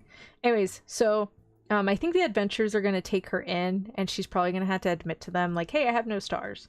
But they absolutely love her. Like they treat her as like a little brother, and she like does all the cooking and stuff. Because she's like a really good cook, because she's had to live outside ever since she was 5. She's had to live on her own, and so she's been on her own for like 4 years because her family disowned her after finding out she has no stars. But yeah, it's really good. I love this. I look forward to watching this every week. And I'm so glad she finally found her family. I was waiting and waiting for her to find her found family, and they finally did find her, and I was like, yay! So very exciting. Yee! Okay. I feel that with older anime, Golden Time, the main girl made me want to walk into traffic. Fuck. I found season 1 of Golden Time at a thrift store, and now I don't want to watch it now. Thank you, Fei Long, for the warning. Yeah, sometimes you just get main characters that really you're just kind of wishing they just don't exist anymore. Yay, yeah, she does Fire Fam, so I'm really happy about that. Nowadays, we're living with 3-episode rule. The only time I'll watch an exception if I keep getting recommended that series gets good at a relatively early point. Okay, see, I have a 1-episode rule. If you don't get me by episode 1, I'm just not going to watch it. Unless I see it gets better from a TikTok or something, I might go back to it. Aside from that, I'm just not going to go back. I just, no. You know. And sometimes I like other things more than others. Like this one, I'll watch it as soon as it comes out. These two, I'm going to give it a couple days. It just depends. This one too, I had to take it in stages just because I kind of got bored sometimes, and then it just got really wholesome, and I was like, "Aw." Basically, he's a bad guy. He's a villain. Works for some evil organization, and these are rangers that have to fight him. These 1, 2, 3, 4, 5 people, but he just enjoys his day off, and he likes pandas. That's pretty much it. It is super freaking cute, and like these two know who he is. She doesn't. She just thinks he's some hot old guy that happened to return her magical girl keychain. He called her a magical girl, and she was really happy about that. He's the hot dad character. He's not a dad, but he takes care of the other rangers because his best friends. So basically, when a ranger dies, their power gets passed on to either like their children or somebody else. And so his friends died, and it got passed on to them, and he was raising them essentially. That's so cute. He's very hot. Anyways, and these two are funny. These two are friends. He hates him. And just, yeah, he just really likes pandas. It's so cute. It's like the same good feel vibes as like my boss is very clumsy, or my boss is very dumb, or my manager's very dumb. It's really cute. I give it the synopsis. If it sounds like I've heard the plot before, I'm out. I'm every Sky anime ever. You know, sometimes I don't mind repeat. I just want a good main character that I like. I don't mind repeat plots. I love isekai. I love the villainess trope, reincarnated as a villainess. I love that so much. I just need to like the main character to stay, or at least some character. But you is so difficult to watch sometimes since the MC is really selfish. And like, yeah, like I said, ugh. Anyways, Dr. Elisa, the royal lady with the lamp. I was watching it because I really like this trope. And it was really good. So basically she was like a very snobbish, selfish, villainous kind of character, and she gets executed, and she reincarnates in the modern world and becomes a doctor, and a surgeon, sorry. And then she dies after saving people from a plane crash, and she was bleeding out, and she dies and wakes up as herself again. And so she's like, I'm gonna be a doctor in this life too. And that's pretty much it. So the reason I stopped watching this, because I actually really like this plot, is because I actually found out the manhwa was complete. So your girl just read the manhwa. It was way better. The animation wasn't very good on this one. They cut out certain parts for certain characters and plot lines that just made no sense when you watched it until you read it. So I literally just stopped. Well, sometimes if I'm really intrigued, I'll like read the material. But if I'm just content with the anime, okay. But this one just seems so good. And I kept seeing comments of people saying that the manhwa was way better and why did they cut all this stuff out? So I ended up reading the manhwa, you know, instead, and I ended up liking it. So I just stopped watching the anime. I think I'm just gonna drop it just because I read beginning to end. I already finished it. So like that's it, you know. I'm still watching for the payoff. Oh, for Buchigiri? Good luck. Me too. I'm watching for Mahito. And pretty much it.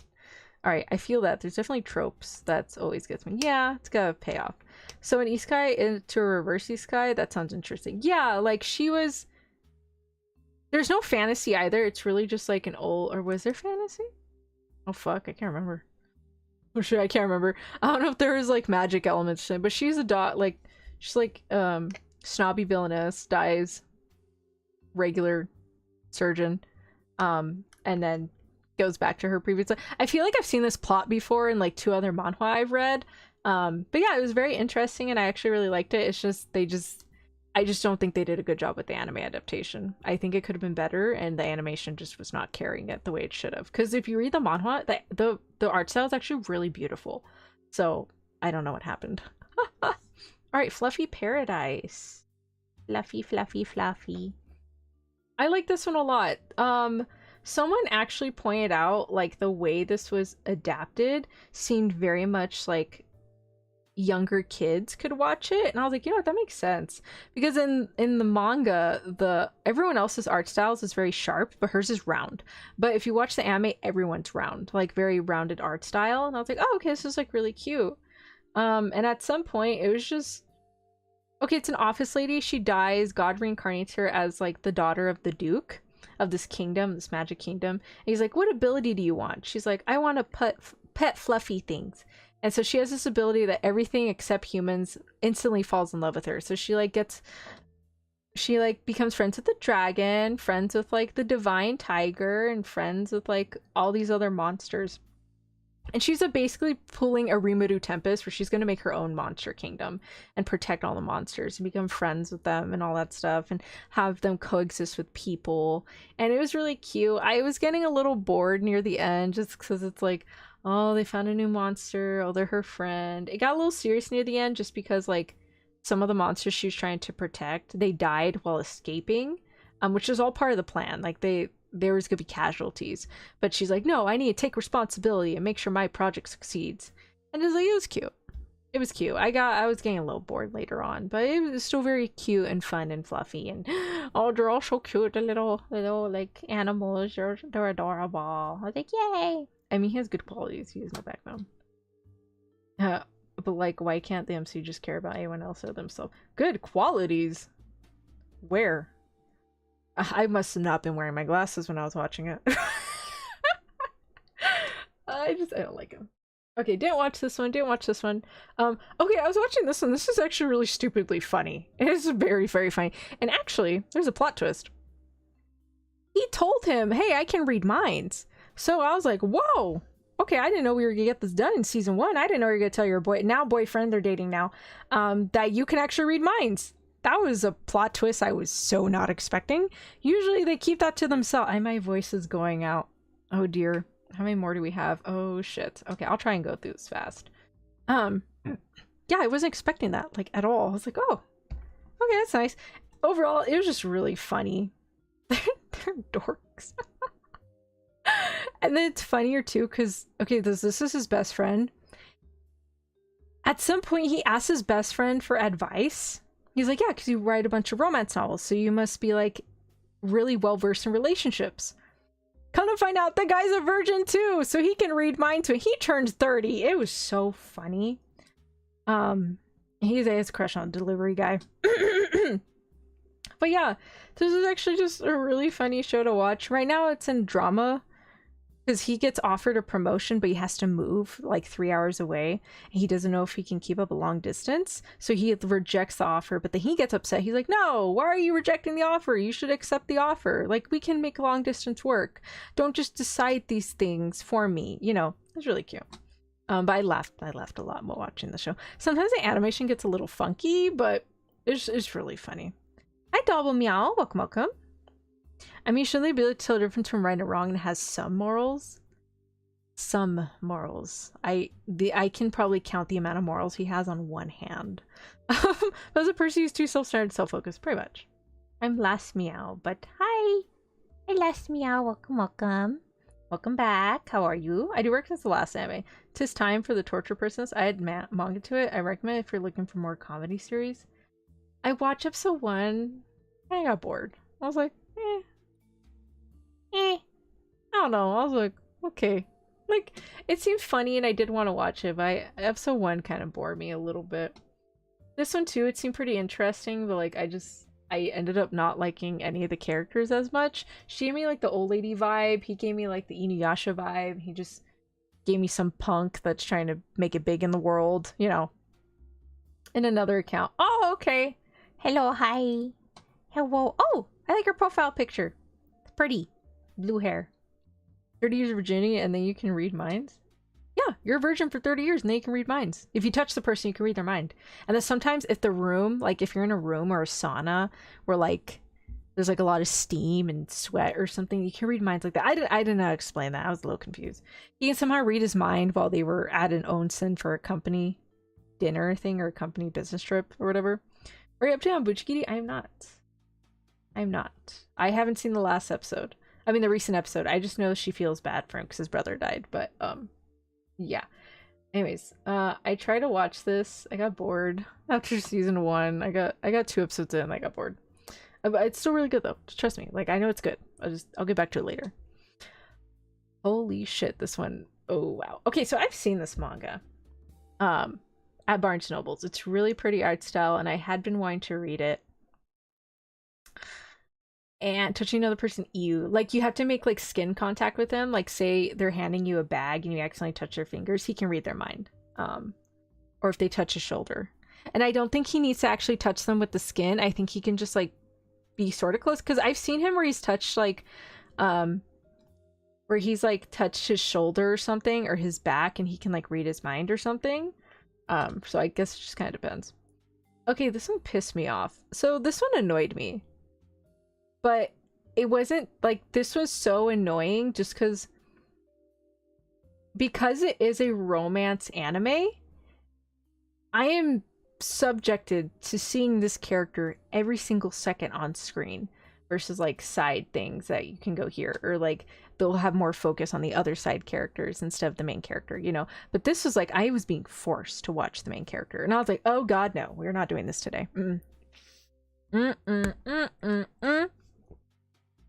Fucking hated her. Oh my god. Okay, so basically the reason I hated this show was because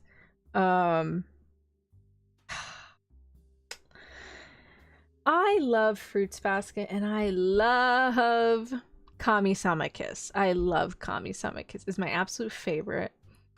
I thought he was finally changed for the better. Oh, okay. What I mean is the whole war arc, I thought he was finally starting to change or redeem himself. Oh no, he did not. He so did not change. Nor did he learn anything. He did not learn jack shit. Anyways, so Demon Princess and Momochi House.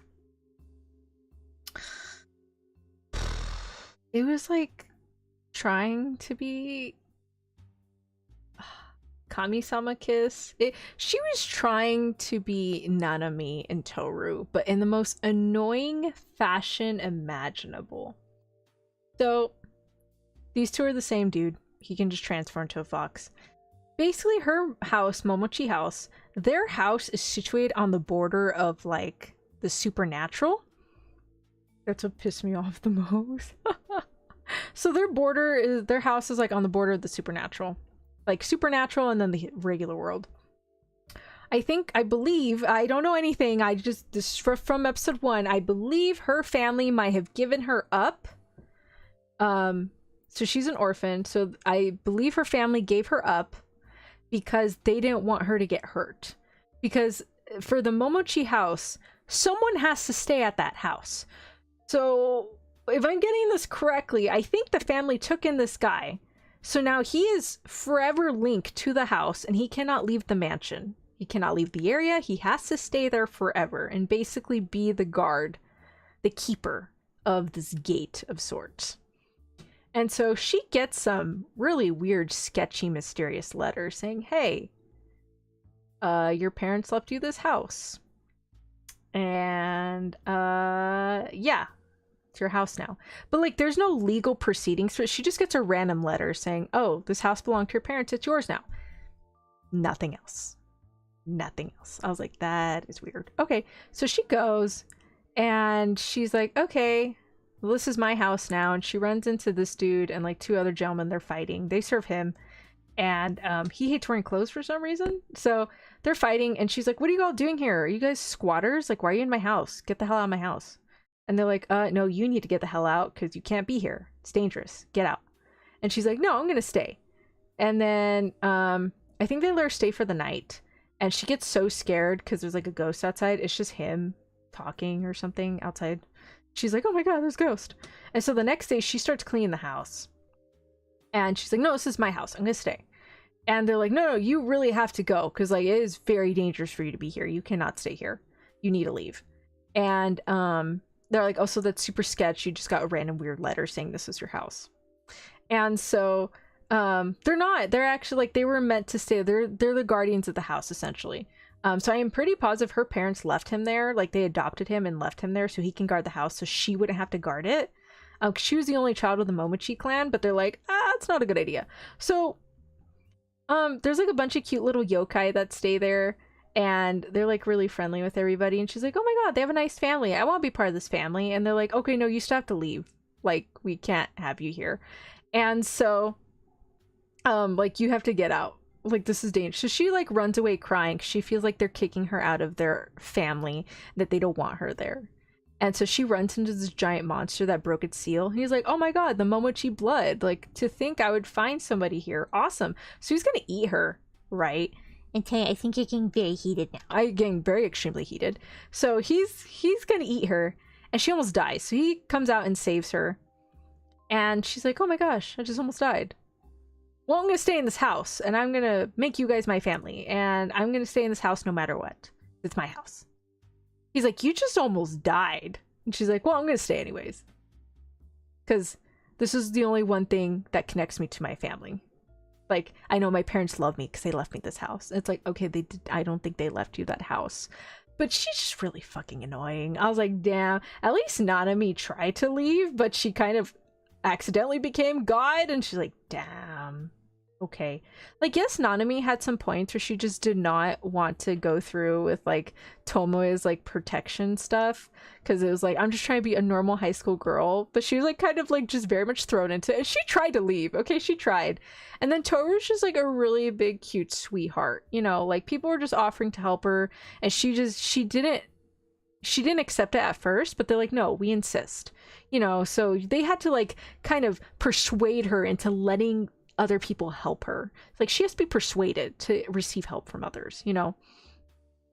And this chick's just fucking annoying. Oh my god. Like, she's just like, this is my house. I'm gonna stay. I almost died, but I'm gonna stay.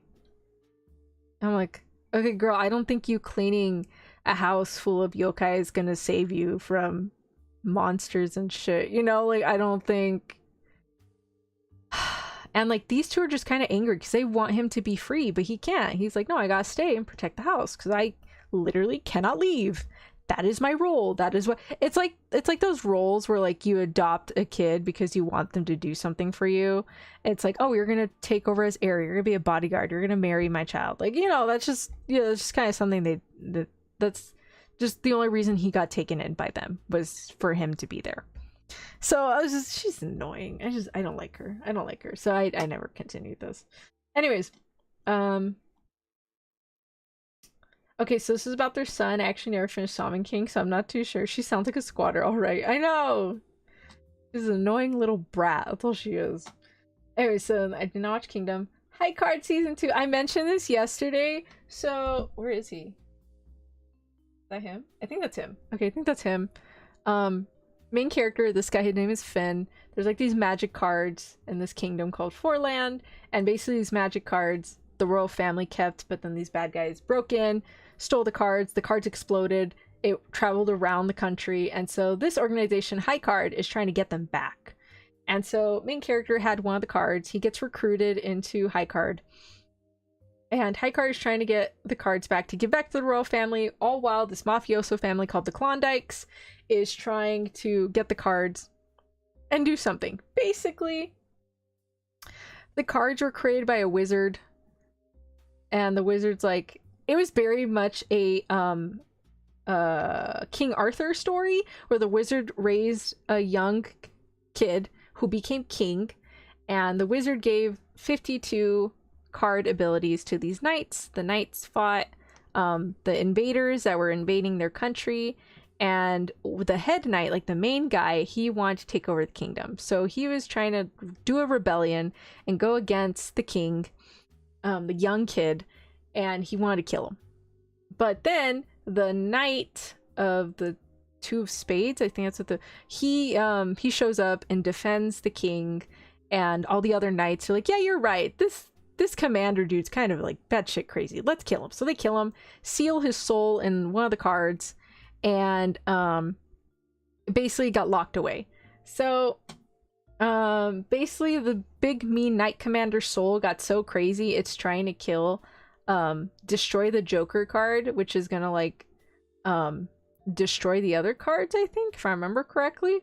And so he possesses the main character's older brother.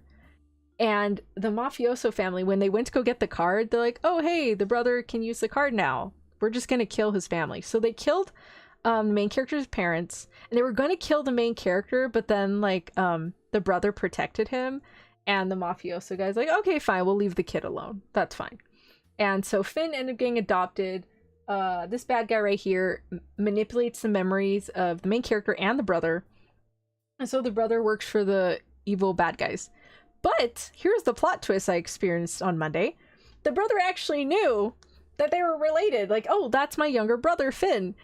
And apparently the brother was actively stalking him. Like, full on, like, taking pictures of him and putting it on a wall, recreating their old house. He even had this chick, his coworker, use her card to disguise him as some random dude to go interact with the main character. Like, people constantly had mentioned in the comments that this side character, his name was Mr. Apple, was super gay for the main character, super gay for Finn. And I was like, oh, that is very strict. This just made it 10 times. That is creepy. It is so creepy. Oh my god. There was, okay, so basically, what happens? So, you don't find this out till later. So what happens is, they're still fighting. Finally, the main bad guy dies, saving somebody, and then everything's just kind of in shambles. And the royal family's trying to get all the cards back, and High Card is trying to like protect the people and protect everybody. And so Finn goes with his coworkers to go save their president, the company president. And so basically, Happy Sugar. Oh dear. Let's not bring up Happy Sugar Life. Is that the one I think it is? Yeah, we're not at that point yet. I just don't know what's gonna happen. So basically, they go save the company president. This guy dies, and so his brother shows up, and he kidnaps the main character. He kidnaps his younger brother, Finn. He kidnaps Finn, and when Finn wakes up, he has all of his memories back now, and he's like, "Oh shit, yeah, my family died. The Klondikes killed my family, and my brother got taken over by the Knight." And the Knight was protecting him. And so he wakes up, right? And the brother's like looking at him. If you've seen that, I know of it. I haven't seen it, but I know of it. I know about it. So the brother's sitting there and he's like, oh my god, Finn, are you awake? Are you okay? I'm sorry, I had to take you someplace safe. I figured this was a safe place. Man, Finn, I missed you. Like, he's like, I missed you, and I would watch over you, and when you joined High Card, I just couldn't hold back anymore, so I disguised myself as somebody to get closer to you, so I can talk to you and stuff. And then he said, yeah, I'm sorry about that. I thought I killed our parents, but I didn't. The bad guys did. But since the main bad guy, this dude, he had illusions. He died. So the illusion broke off. And he said, yeah, so they manipulated me and brainwashed me. But it's okay now. I know I didn't kill our parents, so it's okay. And also, because he's dead, you're not having nightmares anymore. But when you did have nightmares, like, okay, there's this line he says, this is really fucking creepy. He says, unfortunately, because of, like, the illusions, you would have nightmares. You poor thing. I'm paraphrasing. So he said, you poor thing. The moans you would make in your sleep. And I was like, what the? Like, it zoomed in on the brother's lips, and it sounded so sexual. I was like, what on earth is like, I had to pause and I had to look at the comments, and that's when I saw that the brother was disguised as Mr. Apple, and I was like, oh jeez. So Finn is freaking out. He's like, no, this isn't true. So he runs, sees the giant collage of his pictures on a giant wall. His coworker and best friend Chris, who was kind of his mentor when he had first joined High Card. So Chris shows up to save him, and the chick shows up too, because she's trying to save the older brother. She's like, no, he's a good man. It's just like the card is making him really crazy. So they show up, and the brother sees Chris. He's like, oh my god, it's you. He's like, I told you, I hate you, and I don't want to see you. And then he stabs him. He stabs him with the sword, and he's like, wait a minute, are you Mr. Apple in disguise? He's like, what the hell? And so he's like dying. He got stabbed. And Chris is like, whoa, what the heck? And so the brother's yelling. He's like, no, you're trying to act like Finn's older brother. You're not his brother. I'm his brother. I'm Finn's older brother. I'm like, oh god. He's like, I'm gonna be forever with Finn, and no one's gonna get between us. And I was like, okay. So Finn runs over, try and save Chris. And the brother just goes crazy. So finally the evil knight commander takes over his body and he runs away because he's gonna go destroy the card to destroy all the cards. And so this chick feels bad. She's like, okay, I think if Finn talks to his brother, he can save him. So I'm gonna sacrifice my life to save Finn's best friend so you guys can go save the brother. And save the kingdom, because obviously that's kind of bad. So she dies, sacrificed herself. So with the cards, if you have like 5 of a kind, it's called an X hand, or 4 of a kind. It was 4 or 5 of a kind. You can like do miraculous stuff. So she saved him. She's dead now. So before I saw the episode, I was so scared. I thought Finn's brother was gonna die, and I didn't want to die. And I was like, no, usually the long lost sibling always dies. Now I have very mixed feelings. I was like, you know what, maybe he should have a noble sacrifice and leave Finn alone. That's just my thoughts. But yeah. Anyways, aside from that, it's a really good. Oh wait, who is it? Okay, there's this police officer named Sugar. She's really fucking annoying. She's more annoying than this main character, and I just want her to die already. She hasn't died, unfortunately. Anyways, don't watch that. Don't watch this. No. I tried to watch this one. It was so insanely wacky, not in a good way, more like an annoying way, and I gave up. No.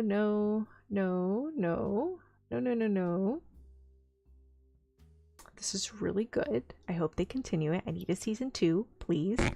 This one's really good. I was talking about it with Gilko. Really cute little fourth wall breaking going on at some point. It's kind of funny. Oh, the Carrie died. Ooh, okay, I was an idiot. After the pillar collapsed and almost killed him, and she saves him, and she like kind of passes out, I don't know what I was thinking. I ended up reading ahead in the manga, and then I ended up stopping at the part where the season ends, and I was like, damn, I kind of spoiled the whole thing for myself. Oh well. But it's really cute. I love this. I was actually cleaning through my phone from old pictures I had from like 2021, and believe it or not, I actually had pictures of the manga and the light novels. Like, what? I could have been reading this 2 years ago and knowing all about this. But yeah, I ended up not picking it up at the time that I took a picture of it. And I was like, oh wow, okay. Did not watch this one. No. I actually got bored with this one. No. I got bored with that one too. I think that is it. I don't think I watched anything else. I heard this one's really sad. Did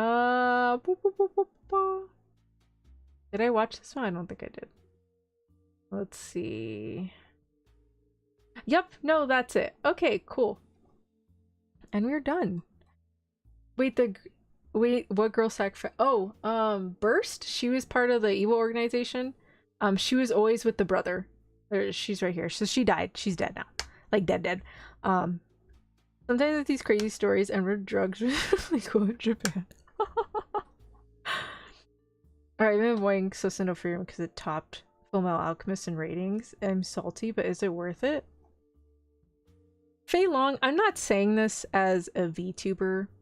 I'm not saying this as an anime girl. I'm not saying this as an anime fan. I am saying this as a person who has been reading since childhood and has over 6,000, I'm exaggerating, about 4,000 books, like physical books. I have read a myriad of stories. I have watched a myriad of stories, you know. So this is coming from a person who has read many stories, and I can say wholeheartedly, it's a beautiful story. It's... Her journey has ended. Her journey with her friends to defeat the Demon King is over. She is basically reminiscing her time with her friends and everything she has learned with the heroes party, from Himmel, from Hyder, from Aizen, from her friends. She has known for a short 10 years of her life. She's a long-lived species. She can live like thousands of years. And those 10 years were absolutely... Frieren cherishes those 10 years, you know. And so currently she is going to a place known as Heaven because her friends, because Himmel died first, he died of old age, and her friend said, you know, we feel that you have unfinished business and that there's more you could have told Himmel, and you should go meet him in heaven. And so they are journeying with her student. Well, this one's her student. This was a girl adopted by one of her party mates, Hyder. He was a priest, and so he had adopted this girl. And basically, when he's close to dying from old age, he asked Frieren, "Can you please take Fern with you?" And so basically, Fern has acknowledged Frieren as her teacher, as her master, as her mentor. And then this guy, he was taken in by Eisen, the dwarf that was with them on the heroes party. So Eisen adopted this guy and has been training him. And it's just, he's a fun little dude. Wait, you can go to heaven? There is a place kind of right next to the Demon King's lair that's kind of similar to heaven. I think it is heaven. I can't remember. Like the ends of the earth or something. So she's going there to go see Himmel. And so basically she reminisces about her journey and the things she's learned in those 10 years. But she's also going on a new journey with her student and this other guy. Oh wait, I remember before it aired and it was interesting, but never got to watching it. Last episode for season 1 actually airs next week. Oh fuck, this week. Sorry, this week is the last episode. So I do highly recommend binge watching it. It is very good. It's very wholesome. Sometimes it's super chill. Sometimes there's actually action. But I believe the story is a very beautiful story, and it's very heartfelt, and it's sentimental. It's very personal. You know, it's a very personal story of how she is seeing the world, how her views of the world have changed because of the friends and people she has met throughout her journey, you know, and I absolutely love it. I think it's a really good story. It's a beautiful concept. All the characters are absolutely amazing. There's a funny gimmick they do a lot. Frieren really likes to check she's bad at checking treasure chests to see if they're mimics, and so she always gets stuck in a mimic. She's like an all-powerful mage, but she always gets tricked by a mimic, and so everyone has to save her. It's really funny. But yeah. Can I go now? Yes, you can. Are you gonna go eat? Yeah, I'm gonna go make some food. Are you gonna be done soon? Yeah, I'll go get dinner right now. You make me tea. Yes, I'll make you tea. Okay, bye everybody. Thank you for sitting with us and for giving me cookies. Anyways. You can put my bottle right now, Antonia. Thank you. Okay. Bye, everybody. I will see you Thursday, maybe? Whoever summons me. But thank you for giving me cookies, and thank you for seeing with Antonia. Bye, everybody. Bye-bye. Bye, Lena. Bye-bye.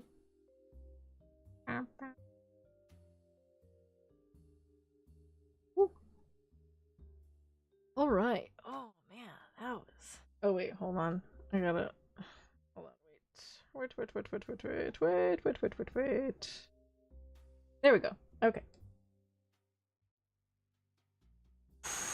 Wow. Oh, my throat hurts. I'm gonna need to take some tea right now. With lime, by the way, because it's totally normal. I may or may not have seen the fan art with the mimic chest and Frieren. No, this is a constant. She'd be like, oh no, it's not a mimic, and then it's a mimic. I think this might be your longest stream yet. No, I've had longer. But it's definitely reaching the 4 hours. Oh man. Oh geez, so I have to go grab the other chair. Okay. Is it sort of episodic pacing like Violet Evergarden? No, I feel like Violet Evergarden had something going on every single episode. Like she had a journey she was partaking, like mini arcs. Frieren kind of does sort of have mini arcs, but like some of the arcs aren't really arcs. They're just like little things that happen, you know, like, oh, we're gonna help clean up the ocean or like the beach for this festival, or we're gonna help this person with their harvest, like little things like that every now and then. Or they're celebrating Fern's birthday, so they're like going shopping with Fern so she can pick out a gift. It's stuff like that. And then sometimes you have like more serious stuff where there's like these demons that had awakened and they're trying to take over this territory, and Frieren like completely kicks their ass or something. So it's like little things like that, you know, where it's like they have like little everyday things. and then they have more like hardcore stuff. But the overall thing is that Frieren is just kind of living her life and meeting up with her friends again after a couple years later. Some of them have passed. And then after she takes in Fern, Hyder's like, hey, you should go see Himmel in heaven. And her friend Eisen agrees too. He's like, hey, you should go see Himmel in heaven. So that's the overall journey right now. And they're just like, Freeren's just kind of going about it very naturally, because like she's a very long-lived person, an elf essentially, so she can take all the time in the world. But because Fern and the other guy Stark, they're human, so they kind of can't take all the time in the world, so they do kind of rush her a little bit, but it's just very laid back. Okay, I'll watch and sub being a salty hater for no reason. I will admit, Full Metal Alchemist and Sosa no Frieren, those are two different genres. Like, you can't even compare them. I'm sorry that Frieren got a better rating than Full Metal Alchemist, but those are completely two different genres. Like, those are two very different stories, so you cannot even compare them, okay? So just do keep that in mind. I think just at the time, lots of people really appreciate Frieren right now as like an anime. Like, this is just something that lots of people really like right now. So at the time of Fullmetal Alchemist probably came out, or like just its overall reputation, that's probably why it had a good rating. But Frieren was just like something right here right now that people love a lot. So please don't be salty about it. Those are two different shows. They're very, very different, and I hope you enjoy it. I really do. And maybe I will watch Fullmetal Alchemist one day. Anyways, thank you so much for joining me, everybody. I really appreciate it. I hope you all have a wonderful rest of your morning, afternoon, or evening, whichever part of the world you're in.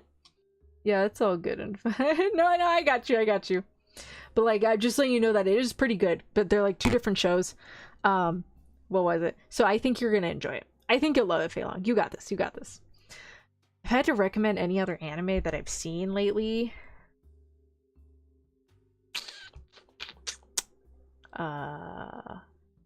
you haven't seen it.